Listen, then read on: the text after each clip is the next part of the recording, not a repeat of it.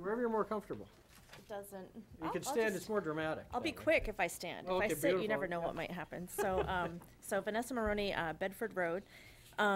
So I am here to present to the Board of Selectmen an idea that came to me when I was one of you, and spending some money on, lots of money actually, on babysitting when we would have meetings that lasted sometimes until midnight, but thankfully I hear those are few and far between now. But Well, anyway, maybe an anyway, one thing that occurred to me when we were going through that with younger kids is that something that would be great in order to try to encourage people to volunteer for town positions, either elected or appointed, is to make that barrier to entry, which might be a burden for some people about childcare costs, to try to eliminate a little bit of that with a win-win scenario where CCHS students, in order to graduate, they need to perform at least 40 hours of community service, and there is an overseeing committee for that, which is called 2volunteeronline.org, but it's called 2Volunteer. So they are the volunteer committee who oversees all of the community hours that the students have to complete. So I went to them with this idea, and actually previously when I was serving on the board, I had actually called the ethics hotline that any elected official can call, and I ran the idea by them, and they said it's a great idea, however, you can't propose it because you would benefit from it.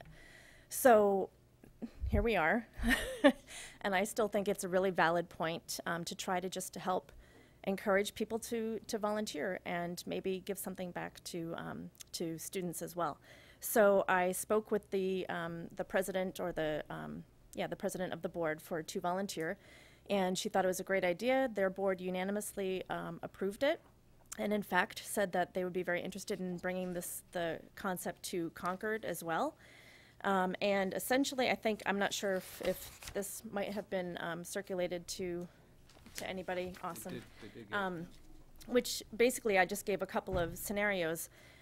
So the granting unit for these community hours would have to be the municipal organization. So would be, the town of Carlisle would be granting these community service hours.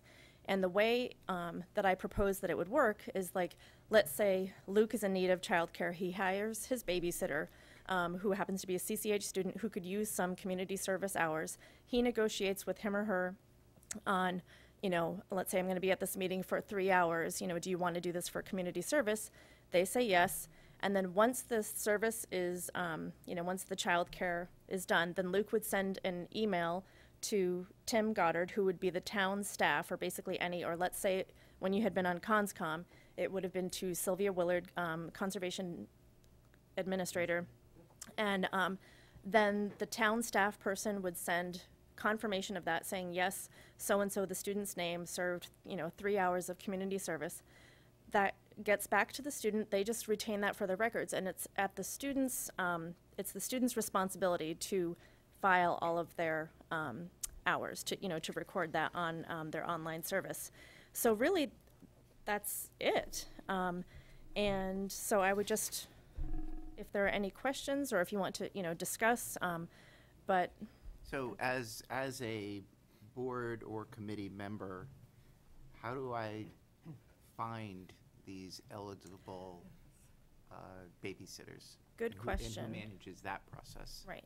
So that would be something that I think a lot of it will sort of happen organically with people who already have babysitters who, are students at CCHS who could use community service hours. But there is also a website that is the 2volunteeronline.org, which is all about community service at CCHS. So students can actually go on there, and if you look in Carlisle, you can search by a bunch of different filters. And for example, if you search just for volunteer opportunities in Carlisle, you'll find that the Board of Health has an opportunity to volunteer at some events.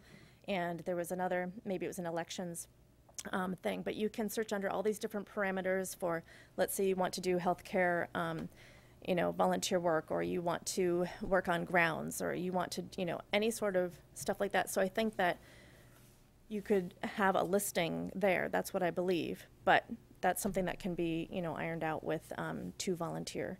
and see. But it So should they would be doing that, not the town.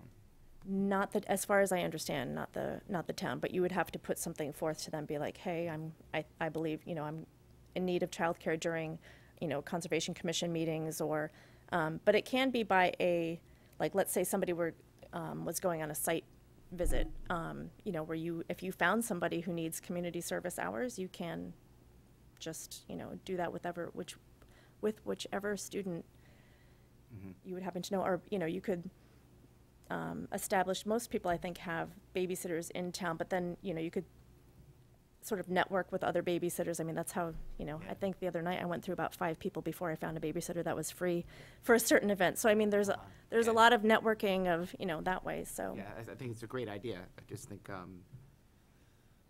finding them is going to be the challenge, because your babysitter may have already done all their community service and. Right, that is rather get true, and paid. I think, but I think that just takes a little bit of networking, but I think that's something that 2 volunteer would be good at, maybe troubleshooting, that as well, how to help with that.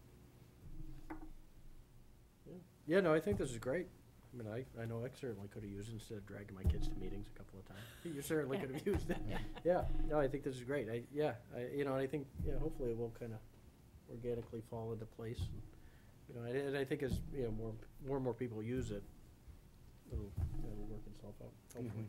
I think. Well, I mean, we'll see. I think it's a great idea. Yeah.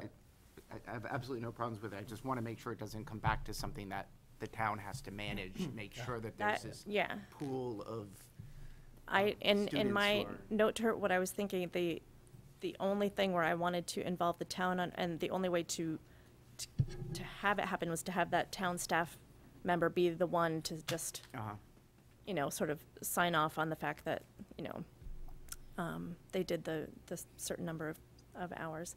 But I think in terms of getting the word out, I'm sure, I could write a blurb, or you can write something for the Mosquito, or write a letter, and maybe 2 volunteer could also, try to promote it somehow as well. But another thing, word of mouth and social media, things like that, so. Great. So, Anyone else have any questions, or? I read the blurb, I thought it was good. Okay. I know my kids were always looking for. So what do we Yeah. need to do? I'm not sure. Do we need to take a vote on it, or I don't- to adopt it, Not, or? Yeah, I don't It's know. not your program, so I don't think there's a vote Yeah. Right. specifically, but you can Okay. indicate your, Support. I We support could, it. we could yeah, make a motion take that a we vote of support support, this. yeah. Okay. So I move that we support this effort to provide free childcare for volunteer, unpaid, elected, and appointed Carlisle town officials while conducting official business. I'll second that. All right, any further discussion? All those in favor? Aye. Aye. We have to do this. Damn, yeah. Oscar little eye. He's already voted. I didn't even see you over there. Hi. That's why we've got him there. Reed, aye. Brown eye? Von Roskin, aye. Monroe's gonna. Yeah. Oh, did you, I thought I you. already did. Yeah, Carrie kind of cut me off, but yeah, Okay. that's fine. Great. Okay, Great. great. Thank you Thanks. very much. Thanks. All right, so we will move on to the 7:15. Look at that, 5 minutes ahead. All right. Peter, you want to come up? You can, and you have the same option. You can stand or sit. I just want to Just pick your apologize chair to everybody wisely. for being late. That's fine. I plead jet lag. Yeah, I've been there. I've been there. 7 hours. All have a copy of the Yeah. They do, handout? they do. Yep. All right, so I'm Peter Mastro Marino on East Riding Drive. I'm on the Agricultural Commission, and I'll talk about the survey, the summary of the 2016, or I guess, yeah, 2016 Carlisle Agricultural Inventory. So in January of 2017, the Agricultural Commission added an agricultural census to the normal town census. And it was intended to provide us with a fuller picture of the town's agricultural landscape. And I have, so on the first page is just a sample of one of these responses. So it was in 2017, but meant to reflect, I guess, activities in the calendar year of 2016. And then on the back, on the opposite side of the paper, I have just a quick summary of what we got. So, I wanted to present these to you. We appreciate, we got some money to pay for mailing and printing, so we appreciate that. And we found some interesting things, but we can go over. We got 159 total responses, and so I break down some of the numbers below, but with the caveat being that those are 159 responses out of 1,200 that were mailed or something, one per household. And the true response rate, now many people probably wouldn't respond if they didn't have anything to say about agricultural related. But I do personally know of several people who are doing very significant things that just chose not to respond. So the true response rate has not been attempted to be figured out, but I don't know what it is. So I note a couple examples, like Great Brook Farm didn't submit one, and Clark Farm didn't, Mill Iron Farm didn't. So there's a few outstanding sort of examples of farms that for whatever reason chose not to respond, and that's fine. But just want to let you know. And it's not clear if all the respondents included their FOSS farm plots. Some people sort of suggested that maybe their responses did, others probably not. So BoS Farm isn't really included here. Most people didn't want to be anonymous. We gave them the option, and then they would just be included in statistical roll-up information. But about 40% said, yes, please keep me anonymous. The rest didn't. We got 35%, so 55 respondents said they would like to be on AgComm email. So that's helped us as we plan events. We now have an email list that's 50-ish people long, and kind of tell them about upcoming events and things like that. So that's neat. And 38 people said that they would be interested in being on a farmer-managed email list for bulk orders, cost savings. I thought that was interesting. So 38 of the people, it's 24% of the respondents. And then finally, we are trying to keep like an agricultural directory. I know Concord has a nice map of that they update periodically about farms in Concord. So we're trying. We have something simple like that currently, but we want to update it with even more things. So 24 people said, yeah, include me in that. That's 15%. In terms of the farm and garden plots, 105 people households indicated that they managed growing areas, vegetable plots. You'll notice I have a histogram of the plot sizes, and you'll notice the numbers don't add up to 105 because a lot of respondents just said, yes, I do, but then didn't really indicate size or anything like that. And so we have a long tail distribution. So the mean is 1,600 square feet, but that's because there's several that are quarter acre, half acre, even a full acre. But the typical plot size is 375 square feet, which is about half the size of one FOSS farm community garden plot, roughly. And there's a wide variety of vegetables grown. The list would be too long and probably not interesting to go through. And many acres of flowers. And then fruits and berries, we have 69 households in town who are growing significant numbers of hundreds of blueberry bushes, raspberry, gooseberry, blackberry, and apple, peach, pear, cherry orchards, and a lot of grapes. And I think there's a few other I didn't name. So 69 households, roughly 43% of the respondents. A few people doing hay and grains, and those that do tend to do it in some quantity. So we have a few households, I think, contributing, or farms effectively, 40 tons of hay and silage. Plus some small-scale grains. I don't know if this calendar year I was involved, but things like barley and wheat and oats. And then woods. We did ask. You'll see. There was a question about how many acres of managed woodlands might you have. Not many people indicated anything like that, but there is over 60 acres. Most of that is one big parcel of roughly 60 acres. That are being managed, producing, again, this is, I'm sure, wildly under reporting, but 10 cords of firewood. And I know some people do lumber, but we didn't ask a lot of questions about that. But not a lot of wood activity indicated in the responses. That was a little surprising. So, and then the rest is animals. There are beehives, 11 households, 11 families keeping bees. 22 flocks of chickens, a little over 300 layer chickens that can produce tens of thousands of eggs per year. So that's interesting. 155 meat chickens, just distributed over a few households. A handful of households having 55 ducks total, 3 households with 15 sheep total, 5 households with 24 goats, 3 households with 21 pigs. Again, no dairy cattle. That's because Great Brook Farm is not reflected here, and only 4 beef cattle. Mill Iron Farm's not. He's not anonymous, so Larry Sorley did respond, and so there's 4 beef cattle there.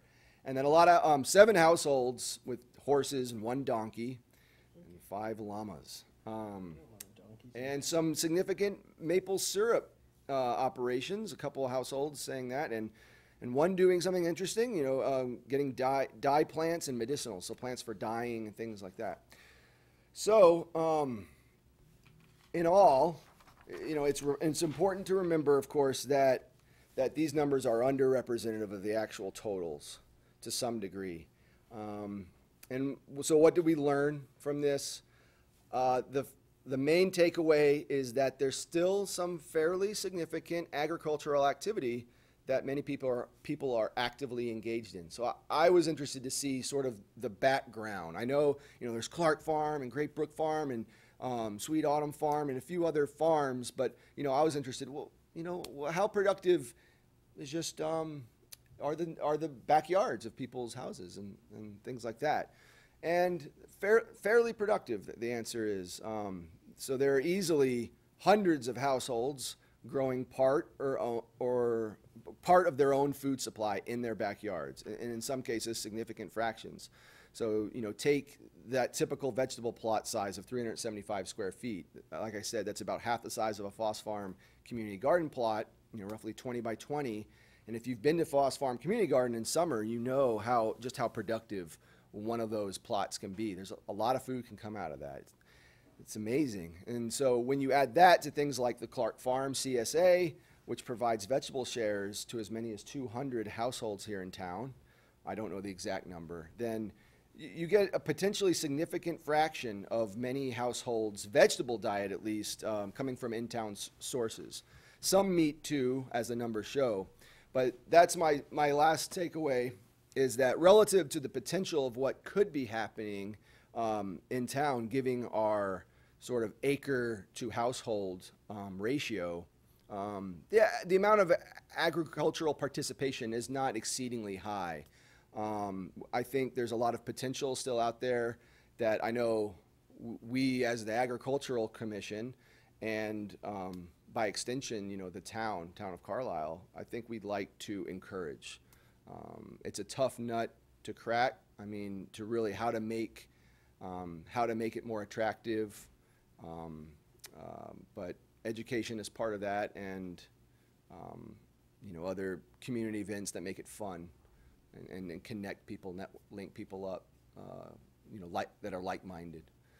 So that's all I wanted to say. I hope that gives you a sense of the picture. Are there any questions? We want to give a plug to some of the events that you might be contemplating doing, like picnics and movies and things like that. Right. There's actually it might have been today, the Clark Farm Day. There was a seed swap this past weekend. There are some events coming up. I know I'm probably blanking on, there's one real soon. We did the seed swap. Wait, what's the next one? Was that today, though? No. Oh, no. Oh, that was Sunday. That's right. Or Saturday. Saturday? It's upcoming. Yeah, I think this Saturday. Yeah. Yep, this Saturday, Clark Farm. That's the come to the farm day with a flash pork sale, CSA sign up.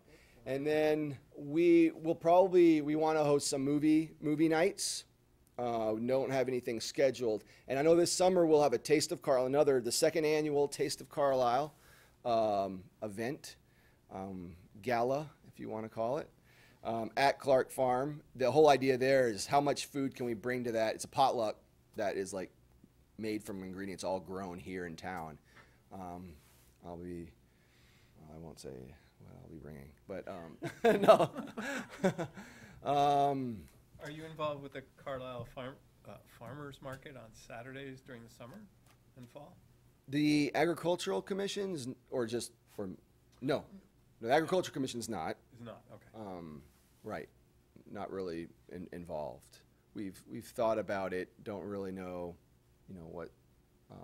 what's the best way to proceed there.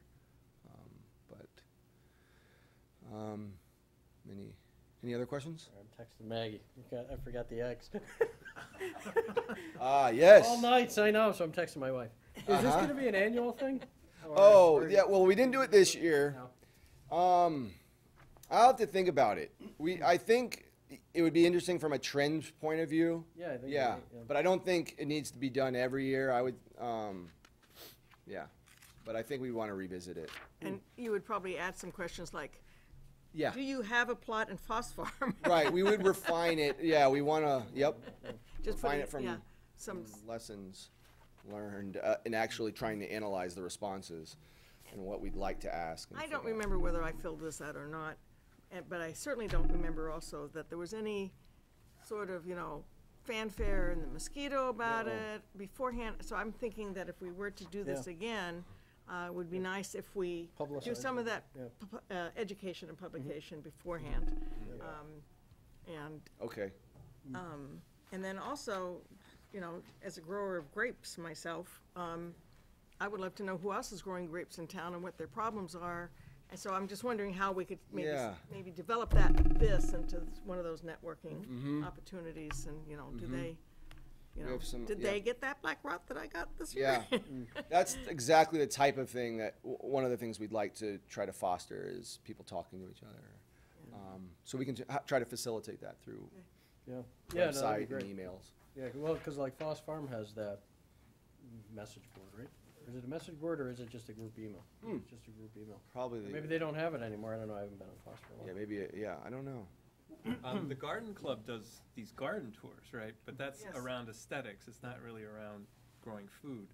Well, I'm actually probably going to be on the next one. And Oh. part of it is because I do have the grapes as Grapes.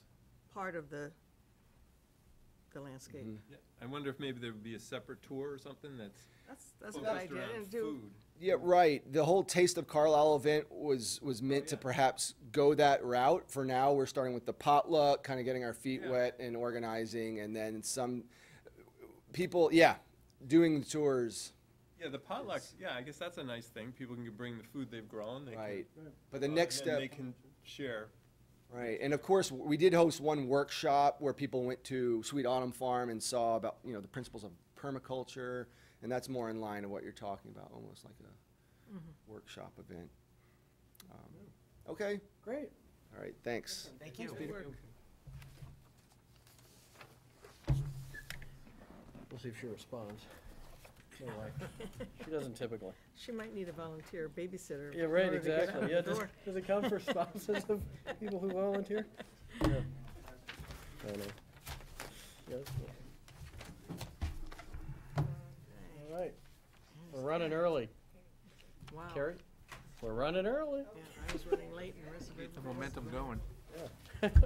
Hurry up, hurry up, hurry up. Gotta keep us ahead of schedule. I need to get to bed. I know.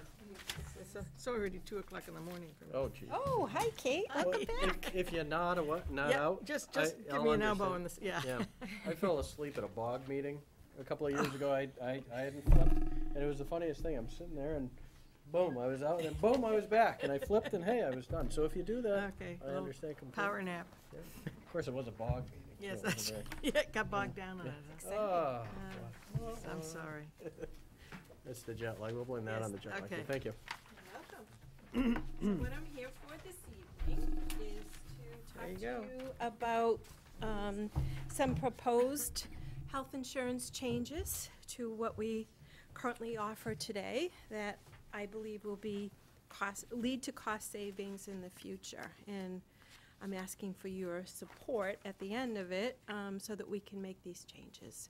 Tim and I have met with a group of employees that represent all of the unions and all of the buildings within the town. And we've had their concurrence on reaching consensus that this is what we would like to move forward for. with, so it won't be a surprise to employees, which I think is a good thing. And we'd like to continue to do this each year as we make changes and add different voluntary programs to what we currently offer for employees. So you received a couple of documents in your packet. One was an outline of how the new high deductible HSA qualified plans work. It was an overview that was put together by Bill Hickey, who is our Harvard Pilgrim rep. Another thing that you received was a document that looks like this with 3 columns, and this is the comparison chart to looking at what we currently have for plans, which is our fiscal 18 plans. The middle column is what the plans will look like in fiscal 19 for the existing plans, and then the column on the far right is the HSA qualified plan that we'll be moving forward with as of June 1st, which is the beginning of our plan year. We'd like to move forward with it. And then you also received the rate sheet that looks like this, and these are our rates for this year, for next year, for our existing plans at the top, and our new HSA qualified plans at the bottom. So the first thing that I'd like to talk about is the changes that we've made to our existing HMO plans. And if you look at the 3-column spreadsheet, you can see that from the first column to the second column, there have been some changes in deductibles and in co-payments from $35 for a specialist to $45, and for emergency or day surgery, $150 to $250. So we've made some changes as a group.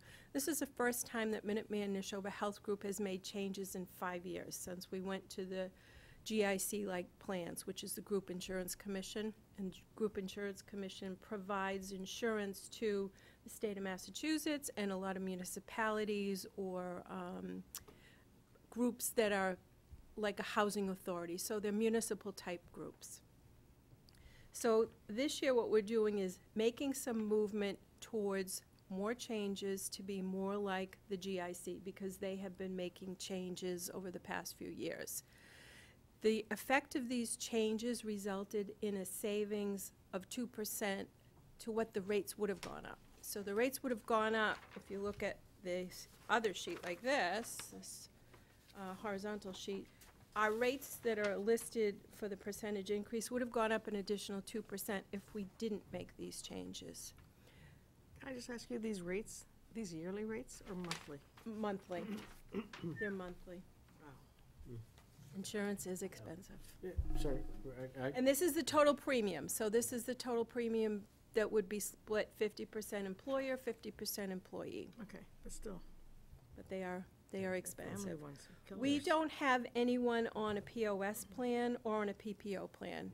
All of our employees are in the HMO plans, and about 50% of the employees are in the Fallon plans in total. Most of them are in the Selectcare, and between Harvard Pilgrim and Tufts, we have the other 50% enrollment.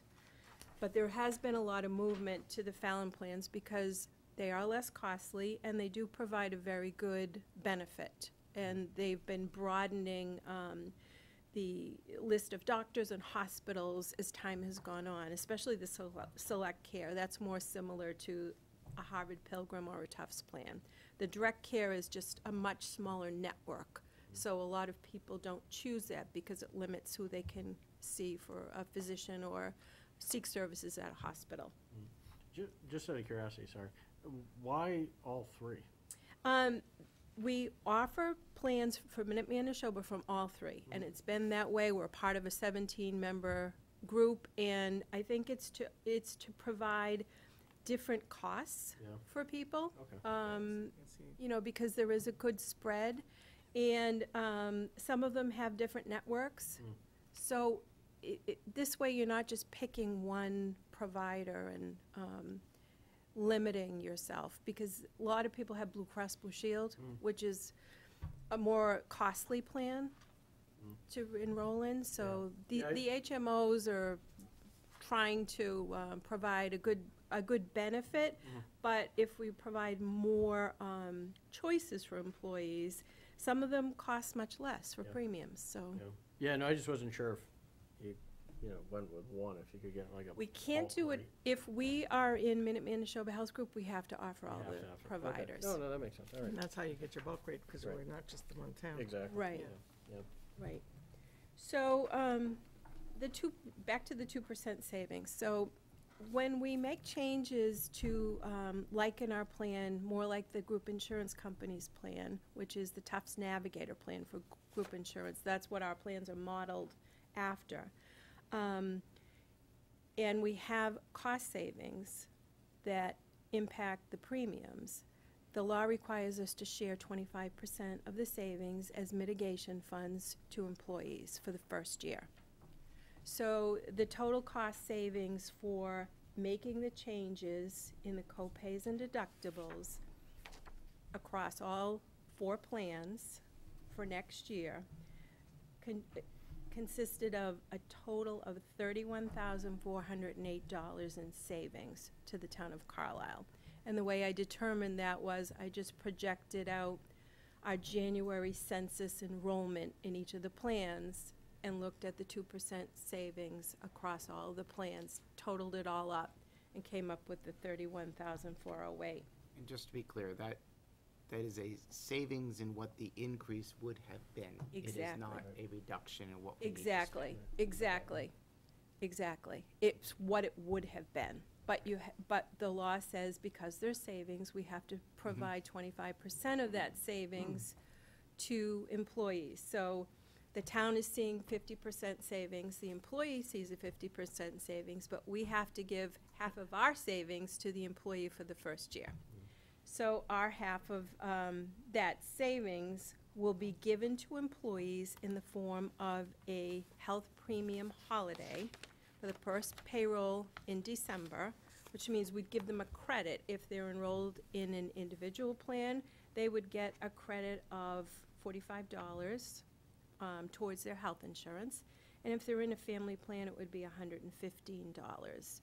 And we do have some retirees on those plans also, so we would give them a check because they are part of the pool of people that is impacted. And that just happens to add up to the $7,000 It whatever does. dollars? It does. So Oh, right, Wow. it's, the difference is $53. So, and the way that we came up with the ratio is the premium costs for an individual plan as compared to a family plan, the ratio is about 2.6%. I mean, 2.6 times, excuse me. So my ratio came out to 2.55. So that, it came out very close. Everyone would get their payment, and we total up to $7,875 that would be paid out to employees for mitigation. Why do you think there's this part of the law? Is that to prevent you from just willy-nilly changing all the just kind of like squeezing down the health insurance, you know, and if you, hoping that it'll dissuade you from doing it if you're not going to get any benefit yourself? Well, I mean, I just, The it's kind of weird. part of the law is so that an employer can make the changes without having the employees say, no, you can't change the rates. We don't agree with the changes, and we want to go to mediation. So what the town could do in that instance is you can automatically say, then we'll go to the Group Insurance Commission, and we'll be a member of that group for insurance. So it's really to help employers make changes. Okay, so it's the opposite. It's the And I think opposite. in a lot of towns, it might be like a 70-30 split or 80-20 or something like that. So Yeah. the town is getting kind of the lion's share of Ah. the savings. Ah. In that arrangement, we're 50-50, so That's why it's it already. looks very bad on, but if we Exactly. were doing a 70-30, we would still be ending up with quite a bit, much more, okay? Yes, And it's only the yes. first year as well. And I it's just- year one, and the downside to the GIC, in case you say, well, why don't we do that, is if we were a member of the Group Insurance Commission, we don't have any say at the table for rates. They just change them when they want, and they can change them partway through the plan year. And you're also locked in for 3 years. So once you join the GIC, you just do whatever they say, and I know that, I'm sure you read in the paper, there was a lot of a lot of people that were very upset because they were talking about taking away a number of the plans that people enrolled in, like Fallon, Harvard Pilgrim, and Tufts. And a lot of people from the state went and protested, and then they reversed the decision. But they are trying to make a lot of changes at the Group Insurance Commission. Carrie? Yes? Carrie, approximately what percentage of our employees have health savings accounts? Health savings, none have health savings accounts yet. That would be a new thing that we want to offer. Oh, okay. And they would go with the high deductible plans. Right, okay. So that's, I'm going to talk about that in about 2 minutes. So the second thing that we'd like to do, it's a new plan offering, or new program offering, which is called an opt-out program. And the way we've tailored the opt-out program is that starting with the plan year June 1st through May 31st, if people opt out of our health insurance in the town of Carlisle and can prove that they have health insurance elsewhere, such as with a spouse, they opt out for a full plan year, and they're on the insurance now, so that we'll see a cost savings. The town would provide $1,500 cash payment in the June after the plan year ends. So they provide $1,500 for people who opt out of an individual plan, $3,000 for a person who opts out of a family plan. So I think there has been quite a bit of interest. Previous years. But you have to be on the insurance now. So this is to, this is really to have people not jump on and off, because some people say, well, I'll just get on for a year and then I'll get off. That's not the purpose. The purpose is if you're on it now. So you have to be on the plan in March of 2018 to be able to take advantage of the program. And maybe in a few years we'll say, we'll look at it and say, let's have another opt-out. But people can opt out, and they would get that payment every year. So if I, as an employee, went on my husband's plan, for example, and I opted out for a full year, a year from June, I could get $3,000. Year after that, from June, if I'm still off, I could get $3,000. But the town is saving much more. So it is a good plan, I think. And people on individual plans, some people have asked, how could I take advantage? Some people do have more than one part-time job that have benefits available to them, so you'd be surprised. Sometimes they can. Or some people are on an individual plan and their spouse is on a family plan, or a spouse with children plan, so they decide it's worth it for them to combine and be on one plan. So that's the second thing that we are proposing for a change. The third thing, to Carrie's point, is the HSA qualified high deductible plans. And these are changes to plans offered by Minuteman Neshoba Health Group. So the opt-out program is Carlisle specific. That's not being offered by Minuteman Neshoba Health Group. That's what we're proposing to offer. Minuteman Neshoba Health Group is planning to offer the HSA qualified high deductible plans, and as a voluntary option. So people would have a choice between what the traditional HMO plans that they have now or the new plans.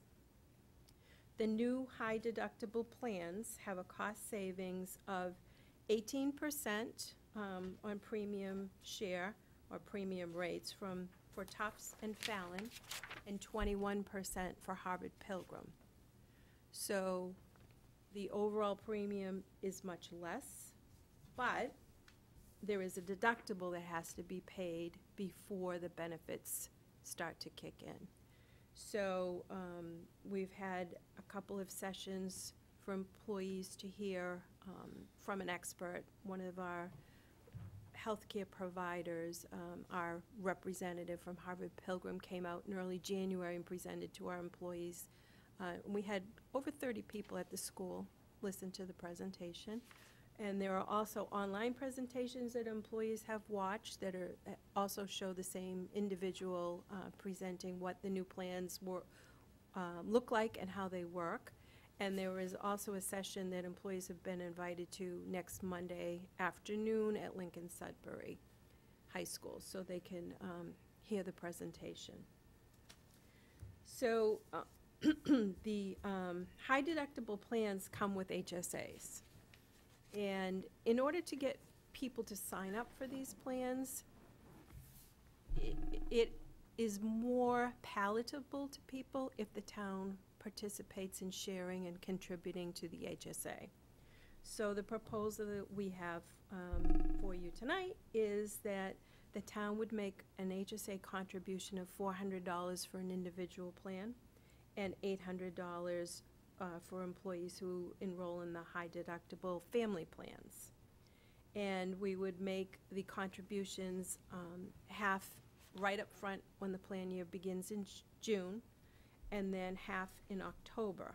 And then if we have new employees coming in partway through the year, we'd make half of the contribution on a prorated basis for the plan year, the first month, and then the second half payment no more than 4 months later, depending on when they come on. So we would try to, put it as close together. If they come in March, we'd probably give them the whole amount in March and not split it up. So, sorry. Go ahead. I was just gonna say, do we have here anywhere, what the cost is for the high deductible, Yes. individual and family? Yes. So if you look at the horizontal sheet, at the bottom, I it don't says, have the bottom piece. oh, I apologize for that. Yeah, we don't have the, Okay. So the, I can pass it over. You can look at it. So the premiums are 18% lower for Tufts and Fallon, and then 21% lower for Harvard Pilgrim. And I'll make sure that you get the copy of that. So why 2 chunks? Why not just put it all in up front? I think it was a couple of reasons. If you put it all in up front and people leave, you've already given them their payments. Rather than try to chase after people and say you owe the town back. We didn't think that that was a good practice. Some towns are doing that, saying we'll pay you some up front and then some 6 months later. And if you leave, you're gonna have to pay us back. We would rather fund half up front so people have money in their HSA, especially some of the teachers like to bring their children for physicals over the summer. So it was help them get it funded half up front, and then for the new people who come in, because we do have a lot of staff in the school, typically coming in September, then we could combine that together and make their payment then, because it is work for us in in the treasurer's office to fund all these accounts. Everyone will have their own HSA account that they will own, because it's kind of likens to a retirement savings account if you don't spend it. Exactly. is it, I have some questions about the HSA, because, my husband's got a health savings account, but you can only put $2,500 in it a year, and if it doesn't get spent, it just evaporates. Okay, You don't so, get it back. so that is a flex spend, so that's a FSA, that's Oh, that's an that's a FSA. flexible You're spending right. So I account. wanted to know if this is We a have similar some of thing. those in town now. We have less employees that are on it right now because it was on a calendar year basis, the flexible spending account. Yes, it is. And what we did was, we had a short enrollment period of 5 months, January through May, and we're going to roll our flexible spending account along with our health insurance plans. So we'll still offer the flexible spending accounts for those who remain on the traditional plans that we have now. Okay, but the HSA account is different? It's different. You cannot have a regular flex spending account with an HSA. What you could have is a limited flexible spending account. We don't have those right now. Maybe we will sometime in the future, but there are so many new things that we're just trying to go slow with I what think we you offer. can voluntarily put in a greater amount. For some reason, I think 6,900 is the amount, a For the family. HSA, Yeah. yes. So you can- you're right. 6,900 is the amount. Yeah, So, I forget what the individual, HSA. yeah. Right. okay. Yeah, And then it's it rolls different, it over. rolls And it over. rolls The over. HSAs roll over, It does roll over, FSAs don't roll over. So the FSAs are use it or lose it. Right. The HSAs is your money, you have it, it rolls over, you can leave it to someone as an inheritance if you don't It's spend it. pre-tax dollars? It is pre-tax. Okay, so it's coming out of your payroll to there. Pre-tax. Okay. And you can use it to pay for your deductibles, co-pays, you can save it, you can use it to pay for health insurance when you retire, for your premiums. Or when you retire, you can take money out and you pay the taxes on it, not the penalty. So it's a nice tool for people. Okay, but it won't cover the out-of-pocket max, for instance. If you read down this, if you can only put $6,900 in the out-of-pocket max, for an individual is $6,550, and for a family it's $13,100. Right. So you might still have some out-of-pocket, other additional There won't be many people. after-tax dollars that you have to spend. Yeah, Yeah, I don't most think there'll be people. many people that fall into that category, because typically what you have is you're gonna reach your deductible of $2,000 as an individual or $4,000 as a family. And then everything is covered except for a pharmacy. The pharmacy, you pay your copay. Yeah. So it's really tough to reach unless you're on a lot of medication. Well, you Or can very be on expensive something- drug. Very Again, expensive, you know, right. my husband's got one that's 20,000 a dose, and Okay, he gets it every other month, so. yeah. So that You would can reach it be real the fast. only way that you'd really Yeah. go over the $4,000. So it's a good idea. We've had a lot of questions. We're trying to get more information from the healthcare providers for employees, such as what would it cost me to go get an x-ray? How much does it cost for an MRI? So we've been searching. Tim's looked at his plan. I've been looking at my plan. We're trying to get more information to help the employees make a good decision. And even in Kate's example, the copay would be, I mean, a maximum of $165 for that prescription, right? Yes. I mean, Typically. I'm sorry, retail. the it's just three-tier. It'd be $65. Mm-hmm. Yes, So that is a whole lot a lot of medication. of medications. Yeah. It is. It's a lot of A lot of medication. doses. A lot of prescriptions filled. Yeah, okay. Yeah, so you're right. It's still only the copay that they're Right. adding up. Right. Or if you go to the chiropractor more than 12 visits a year, because they only cover a certain number of visits. Yeah. So those type of things, I guess, you could add up if you were going to a chiropractor a lot. But it's a good, yes, Part-time employees can buy into this as well if it meets their needs? if they work 20 hours or more a week, then they're considered benefit eligible. So 20 hours or more a week for all of our benefits. So I think that, we're broadening our offerings. We're trying to look at cost savings. Tim and I met with a group that we'd like to continue to do some more business with for voluntary programs, because not only do they provide better plans than what we have now, that are richer plans and less costly for employees, they also provide training, and they'll do the enrollments for us, so that they're experts, I would say, in the health field, much more than we are. They know all the ins and outs, and if an employee has a question, they can call this company and get answers to their questions. And they would do more of the hands-on with employees, help us with a newsletter that would go out to employees to get employees interested in taking advantage of, we have a plan that's called Canna RX. People who are on our regular traditional plans right now can enroll in Canna RX. They have a specific list of medications, and you can get 3 months' supply of medication for free, and they mail it to you. And it's the same drug formula that you would get in the US. The drugs come from Canada, England, Australia, and they're exactly the same. So it's a cost savings to us as part of Minuteman Neshoba Health Group, because the copay is lower that we pay as Minuteman Neshoba Health Group, and the employee pays nothing. So we're trying to steer more people to take advantage of some of the things that the health plans offer. And I think the communication that the company we've been talking to would really help in that way, because they have nice newsletters that aren't just our emails that people read and forget about, or they're not pretty, so. And the feedback from the employees was positive about this? Very positive, I think. It was, yeah, unanimously, yeah. Oh, good.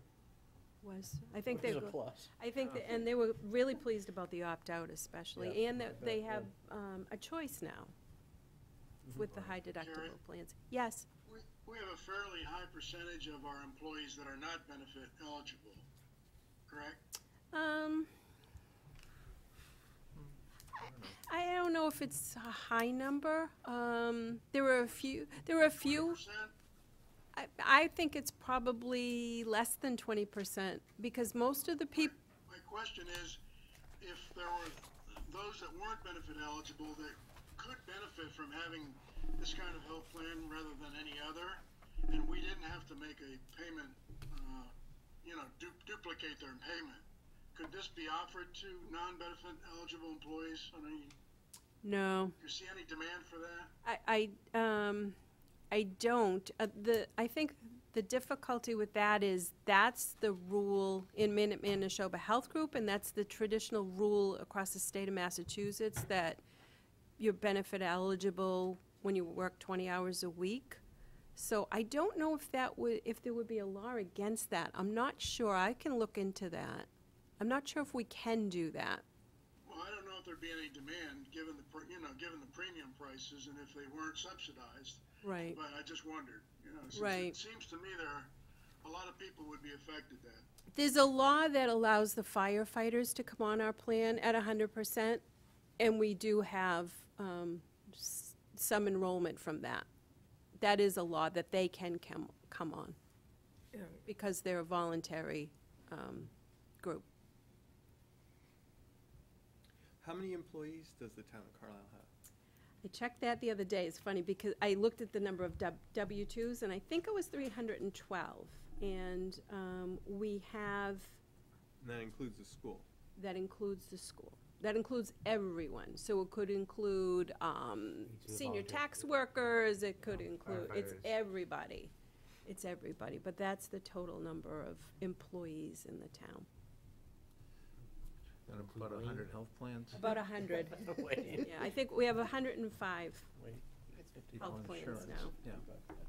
105 of those 312 are on a health plan. Yes, yes. Still trying to come on. That was a good one. And do you know how many are at the school? I do not have that breakdown. I would say it's more than 50% for sure. I think that came up today, that it's more than 50%. Maybe,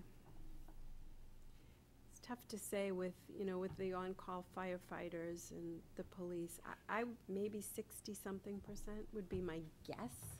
I was thinking maybe 2/3, 1/3 Yeah. on the town side, 2/3 I on the think that's school. a good count. I think they're around 130 exclusive of the school on our payroll. 132, Could be. That makes sense. And including You part-timers. said it was 310, 312 or something. 312. Yeah. 312 was the number of 132. W-2s last year. I did So that would look be at that number. 180 at the school then.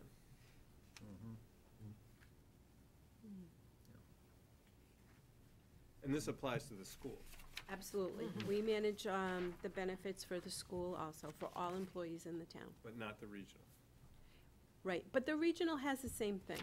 I talked to Kerry LaFleur in Concord a lot, and she's very interested to see what happens with our opt-out, and she said, send me what you put together, and I'd like to think about it for next year to see what happens in Carlisle. So I think we're trying to work together and see what we can do, because whatever Concord does, Concord Carlisle Regional School District does. And I've tried to talk to John Flaherty about offering an opt-out, and I think if Concord does it, then there really won't be a lot of choice, and they would be convinced, let's say, to offer an opt-out program also, which can save quite a bit of money.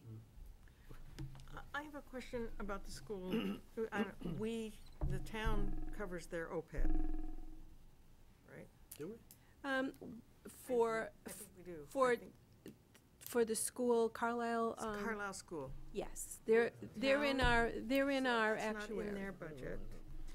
What about these benefits? Do we cover those as well, and we cover these as well? So the half that when the school has a salary line in their budget, does not include these benefits. That's correct. Okay. That's correct.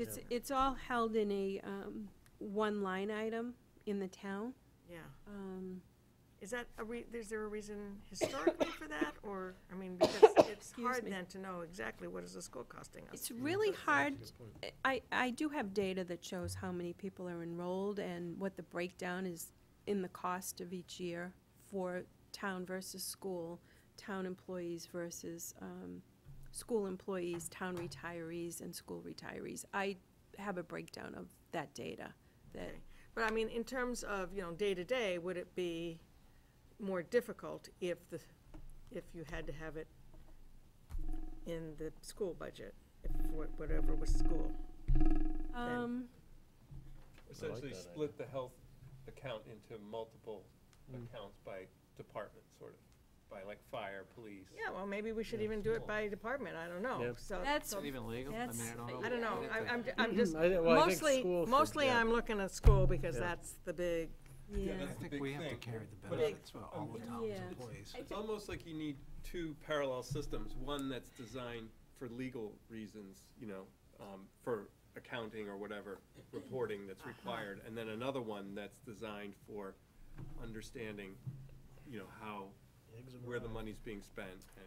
The difficulty is you can't get too granular because of HIPAA regulations, so you can't say, oh, we have one person in that department over there and they take a family plan and, I don't think it's But- important to do it in department, but I do Yeah. think it's important, or could possibly be Yeah. important. No, to that's do a this. good point. Well, yeah, certainly knowing the split between the school and the, because, in all our finance meetings, we talk and discuss these items, here, there, these position changes and everything, but the big chunk of everything is the school, and I don't think we've spent any, or I'm not aware of any conversation we've had this year about the school budget at all. Even talking about its magnitude, and Well, we have how does talked its about that. magnitude, what? We have talked about the magnitude. Baby Yeah. steps, but I think, Yeah. I think that from the standpoint of reporting, it would be easier to report on a split of town versus school rather than trying to budget it. Because we have so many changes throughout the year, you'd be very surprised at how many people make changes to their health insurance throughout the year for qualifying events. They get married, they get divorced, they have a child, they turn leave. 26 and now they have to have their own insurance and because they're no longer on mom and Exactly. dad's. There are a lot of changes, so it's one number, and it's, Yeah.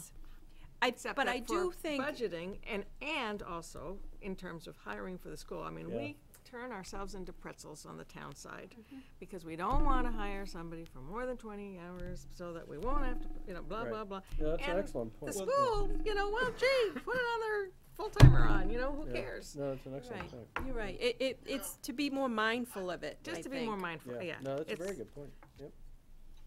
I did try to take a look at this from using our wages and hours report from 2018, and the salaries for the 132 people in the town exclusive of the schools were on the order of, we're just under 2.4 million, not including any benefits. These are just hourly wages for full and part-time, library part-time, firefighters, etc.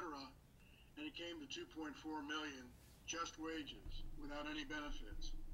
I haven't been able to get that report yet from the school, but if I had, hours and wages report from the school, and I have requested it, we could get that pure number of, this is how exclusive of OPED, exclusive of insurance, exclusive of health benefits, this is how it turns out.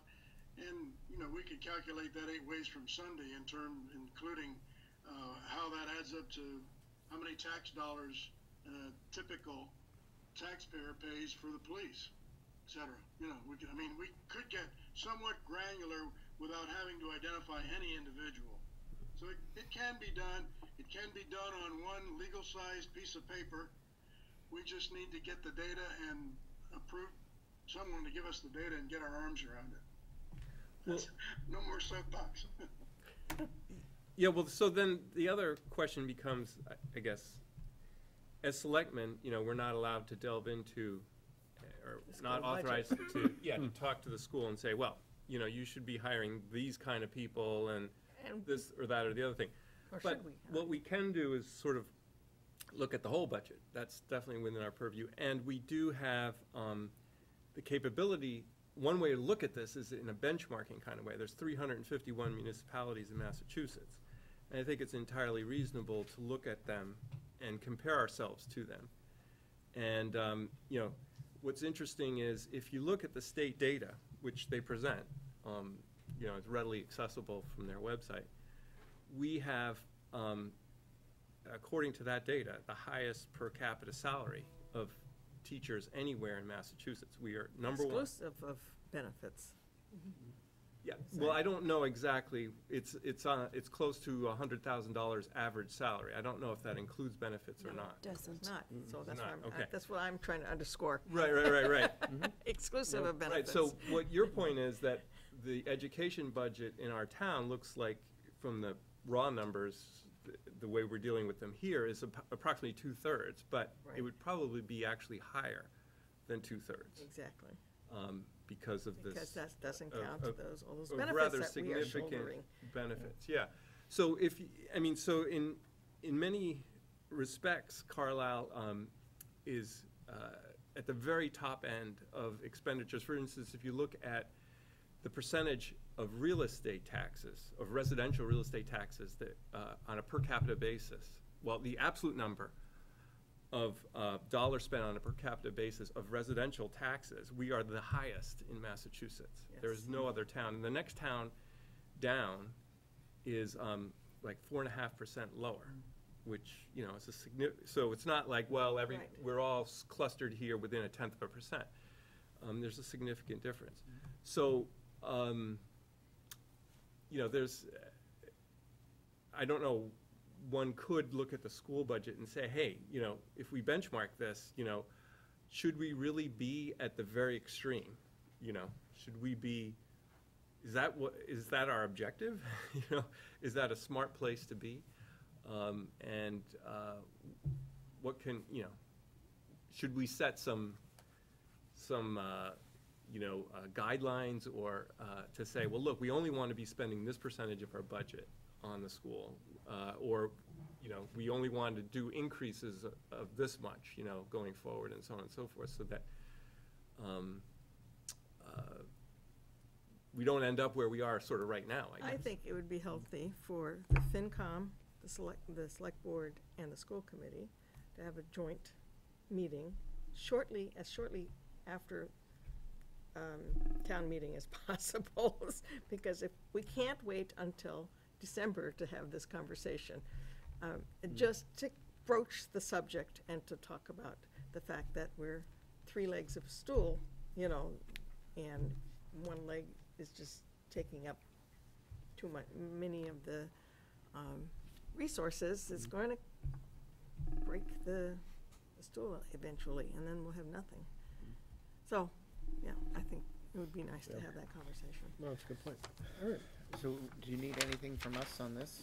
I think on the whole proposal, I'm hoping that you would support it so that we can offer the new opt-out plan, the high deductible plans, and accept the changes to our existing plans to allow us to save the 2%.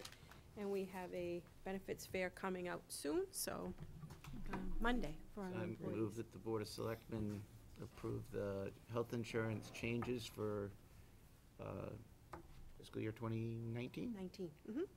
As presented tonight and as presented on the summary of health insurance Could you speak changes. louder, Nathan? I can't hear you.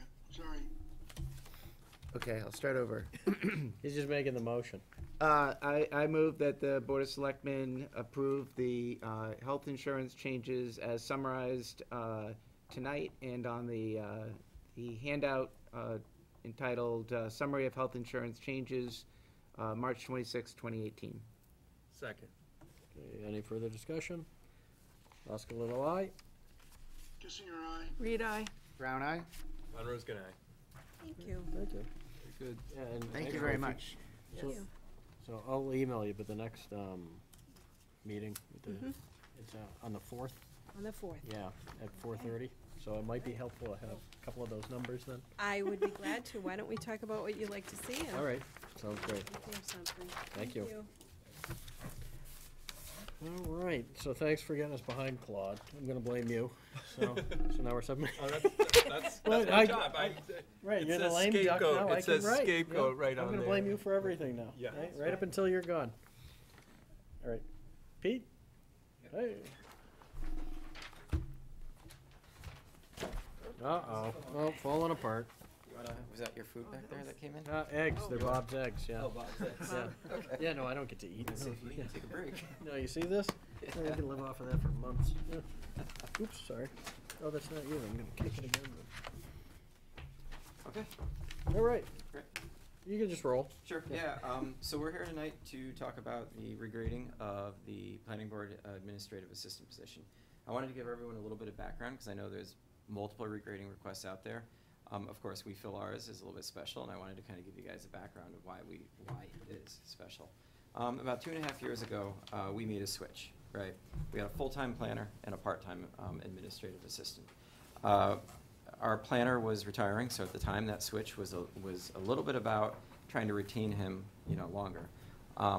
It worked, right? Here we are 2 years later, and George is still talking about retiring in 2 years, and hopefully he'll keep talking every year about retiring within the next 2 years, and we can keep him around. So this reorganization of the planning board hours worked well for us. As a result, though, of it, Gretchen has taken on, or that. I want to separate the conversation with Gretchen versus a conversation about the position, because there are two separate ones, as Personnel Committee decided last night. And what we found is that position now is taking on a lot more planning responsibilities. It's going past the day-to-day assistant type responsibilities, going into interacting with the public more, going into researching, things that are coming up more, why somebody's asking for a special permit. What are the grounds for that? Is a permit application, solid, that's been submitted to us, helping us do grant research, to a lot more things that we would expect somebody in the assistant planner role to go. So as this evolved over the years, we started to take an inventory of what this position was doing compared to what it was written up to do 5-6 years ago when the reclassification study was done. And we came up with a new job description. So I'm not sure what you guys have, if any of this. Nothing, okay. So this is a lot to throw at you at the moment, but it's just really background. What we did is we did a study of all the surrounding towns, or as many as we could get information on, of the planner, of the assistant role, of the planner role, and of what they were calling an assistant planner in their town. And we did find out that, as we started to look at the comparison between these surrounding towns, that we were undergraded in our position. We found that the role that Gretchen was taking on, or the role that this position was taking on, was more of an assistant planner, rather than an administrative assistant. So we submitted all this to the Personnel Committee. They actually did approve it last night. They threw a curveball at us, though. And it was a curveball I couldn't argue against, right? That curveball was, hey, Pete, this is not an administrative assistant position anymore, right? Which kind of knew going in. That's why we did this whole thing. But they came back and said, this is more, when they went through and they regraded it, it came out to be a grade 7.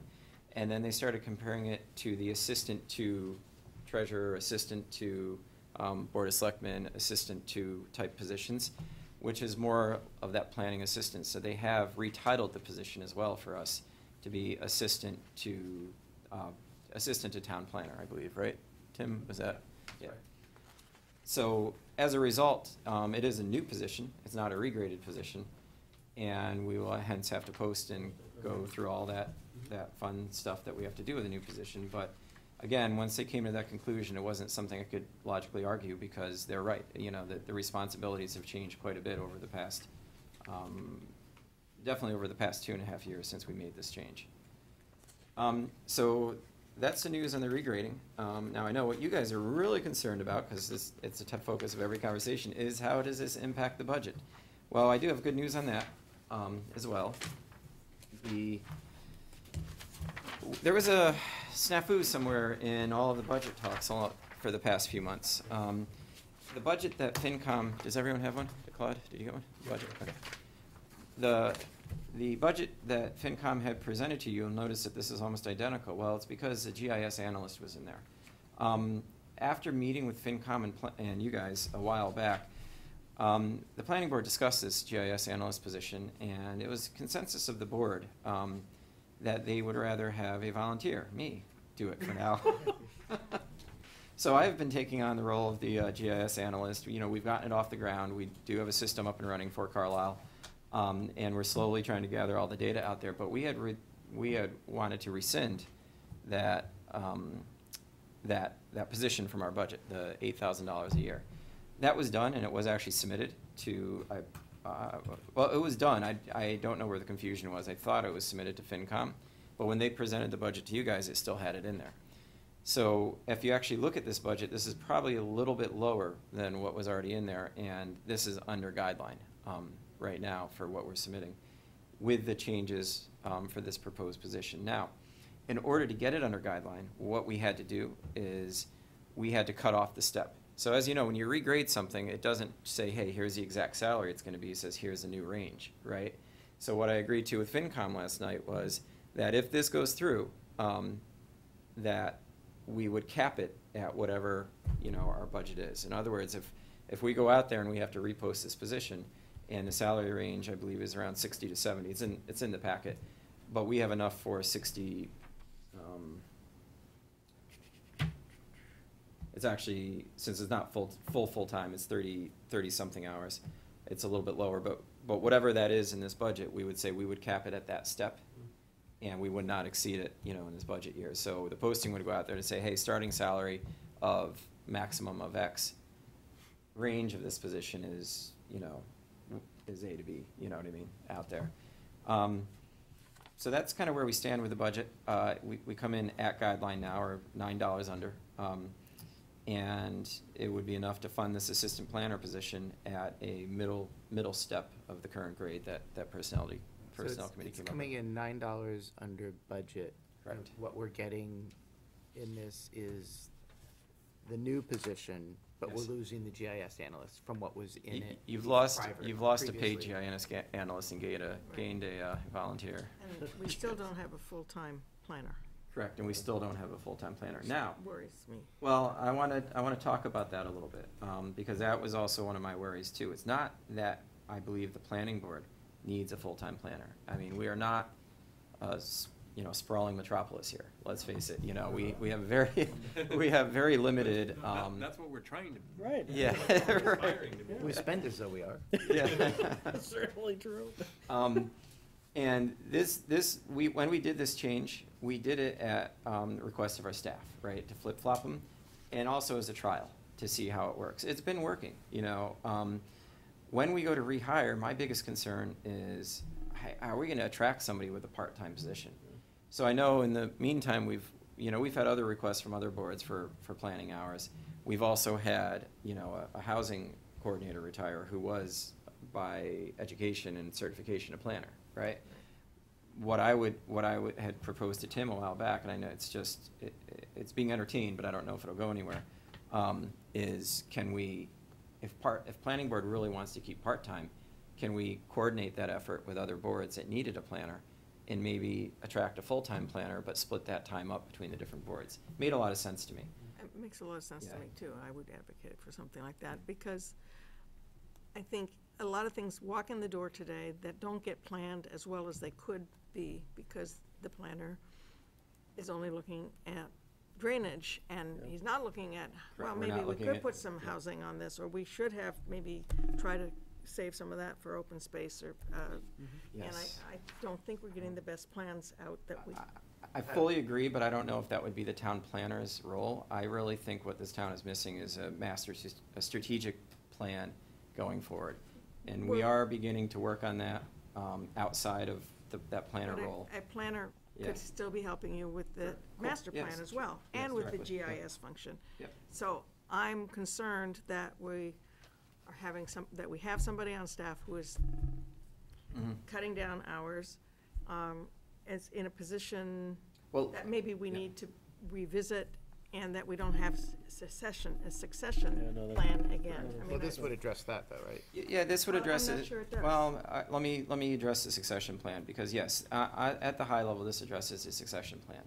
Because we would have somebody with 13 years of institutional knowledge, there's a big if now, we have to repost for this position, and, you know, we can't guarantee, I talked to Gretchen last night, there's no guarantees that she would be the #1 candidate coming out of this. The goal of this whole process, though, is that we would maintain somebody with institutional knowledge in a assistant planning role throughout the transition while we hire another planner. So we are thinking about the transition of this. Now, I've been fully straight, just open with all this, with both George and Gretchen about this. That might be out of our control. If we need to hire a full-time planner in this, we might have to flip-flop the hours back. But it's still 12 months to a year to 2 years down the road. So I am doing this for the right now. We are hoping that this model sticks, but I've made sure that everyone knows that there's no promises about this. And once we get to that succession plan, I might go to Tim and say, like, hey, let's do this coordinated planner. And Tim's like, well, there's no more need anywhere else. And then what are we gonna do? How are we gonna attract a quality planner like you're talking about? We would at that point entertain going back to a full-time planner, part-time assistant. So this is looking at the here and now. It's Okay. looking at what we're I doing. guess I don't mind looking at the here and now, as Yep. long as we don't lose track of the yeah. possibilities for later, and then now we're stuck with this model, Correct. which may not be the best model for this town. And I would just say that the year that we think that we're going to want to look at a coordinated planner, we should start that work in like June or July. Yeah. Because it needs to be done in time for the. I think the year is now to start talking about it, you know what I mean, and Right, seeing if there's a exactly. need for it. I don't know when George is gonna retire. I mean, I ask him all the time, and it's, within the next 12 months, within the next 12 to 24 months, he's happy where he is now. I don't think there's anything, now driving him to go out, because he's kind of semi-retired at the 24 hours a week. So I don't have a date for that, at this moment of when he would retire, but it is a constant conversation I'm having with him. But with that said, I still think we need to start the conversation of the coordinated planner now, Yeah. So with regard, Hey, Gary? Yeah, I received an attachment to an email this afternoon Yes. that just has me totally confused Yep. about this issue. We thought so, and I wanted to explain that. That's why I made the comment of separating the conversation of Gretchen versus a conversation of the position. That attachment you're probably talking about was meeting minutes from a 2009 Personnel Committee meeting about Gretchen herself and her step.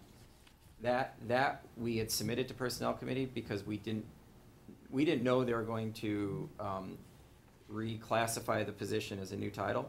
So right now, that's a future conversation with them about the step, and has nothing to do with the position itself.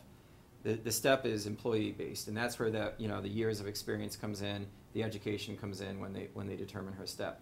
But now that's on hold until we can post the position, accept resumes on the position, interview candidates, and then get back to finding that best candidate for that position. And if it is Gretchen at that point, then that conversation resumes. Oh, I thought those were current personnel. No. committee meetings. Oh, No, it was 2009. Yeah, I thought you might have, yeah. And I don't want to confuse everybody, but I've written so many memos and emails about this topic I kind of used for this packet here. This is the one that we submitted to Personnel Committee. And it is relevant when it comes to the position regrading, but the Gretchen piece is what I wanted to separate out, because that is something Personnel Committee will take up specifically about the person in the position once we've confirmed the person in the position. so this new position looks like it might be, a requirement might be GIS? Yes. type Yep. stuff. Mm-hmm. So might that unburden you? Yeah, it would help, definitely. I think getting it off the ground, there's two roles of GIS, right? One is gathering all the data, doing the design of the system, getting the system up and running. The other one's gonna be, once it gets up and running, how do we maintain it? And Gretchen's already doing that. So unbeknownst to a lot of us, because it's not really public out there, is we already have all this GIS data out there. It's just being sent up to Maine and sent back as paper maps. Well, the guys doing it up in Maine, yeah, I know, but don't go there, but. Less efficient. Well, they make a lot of paper up there. That's true, yeah.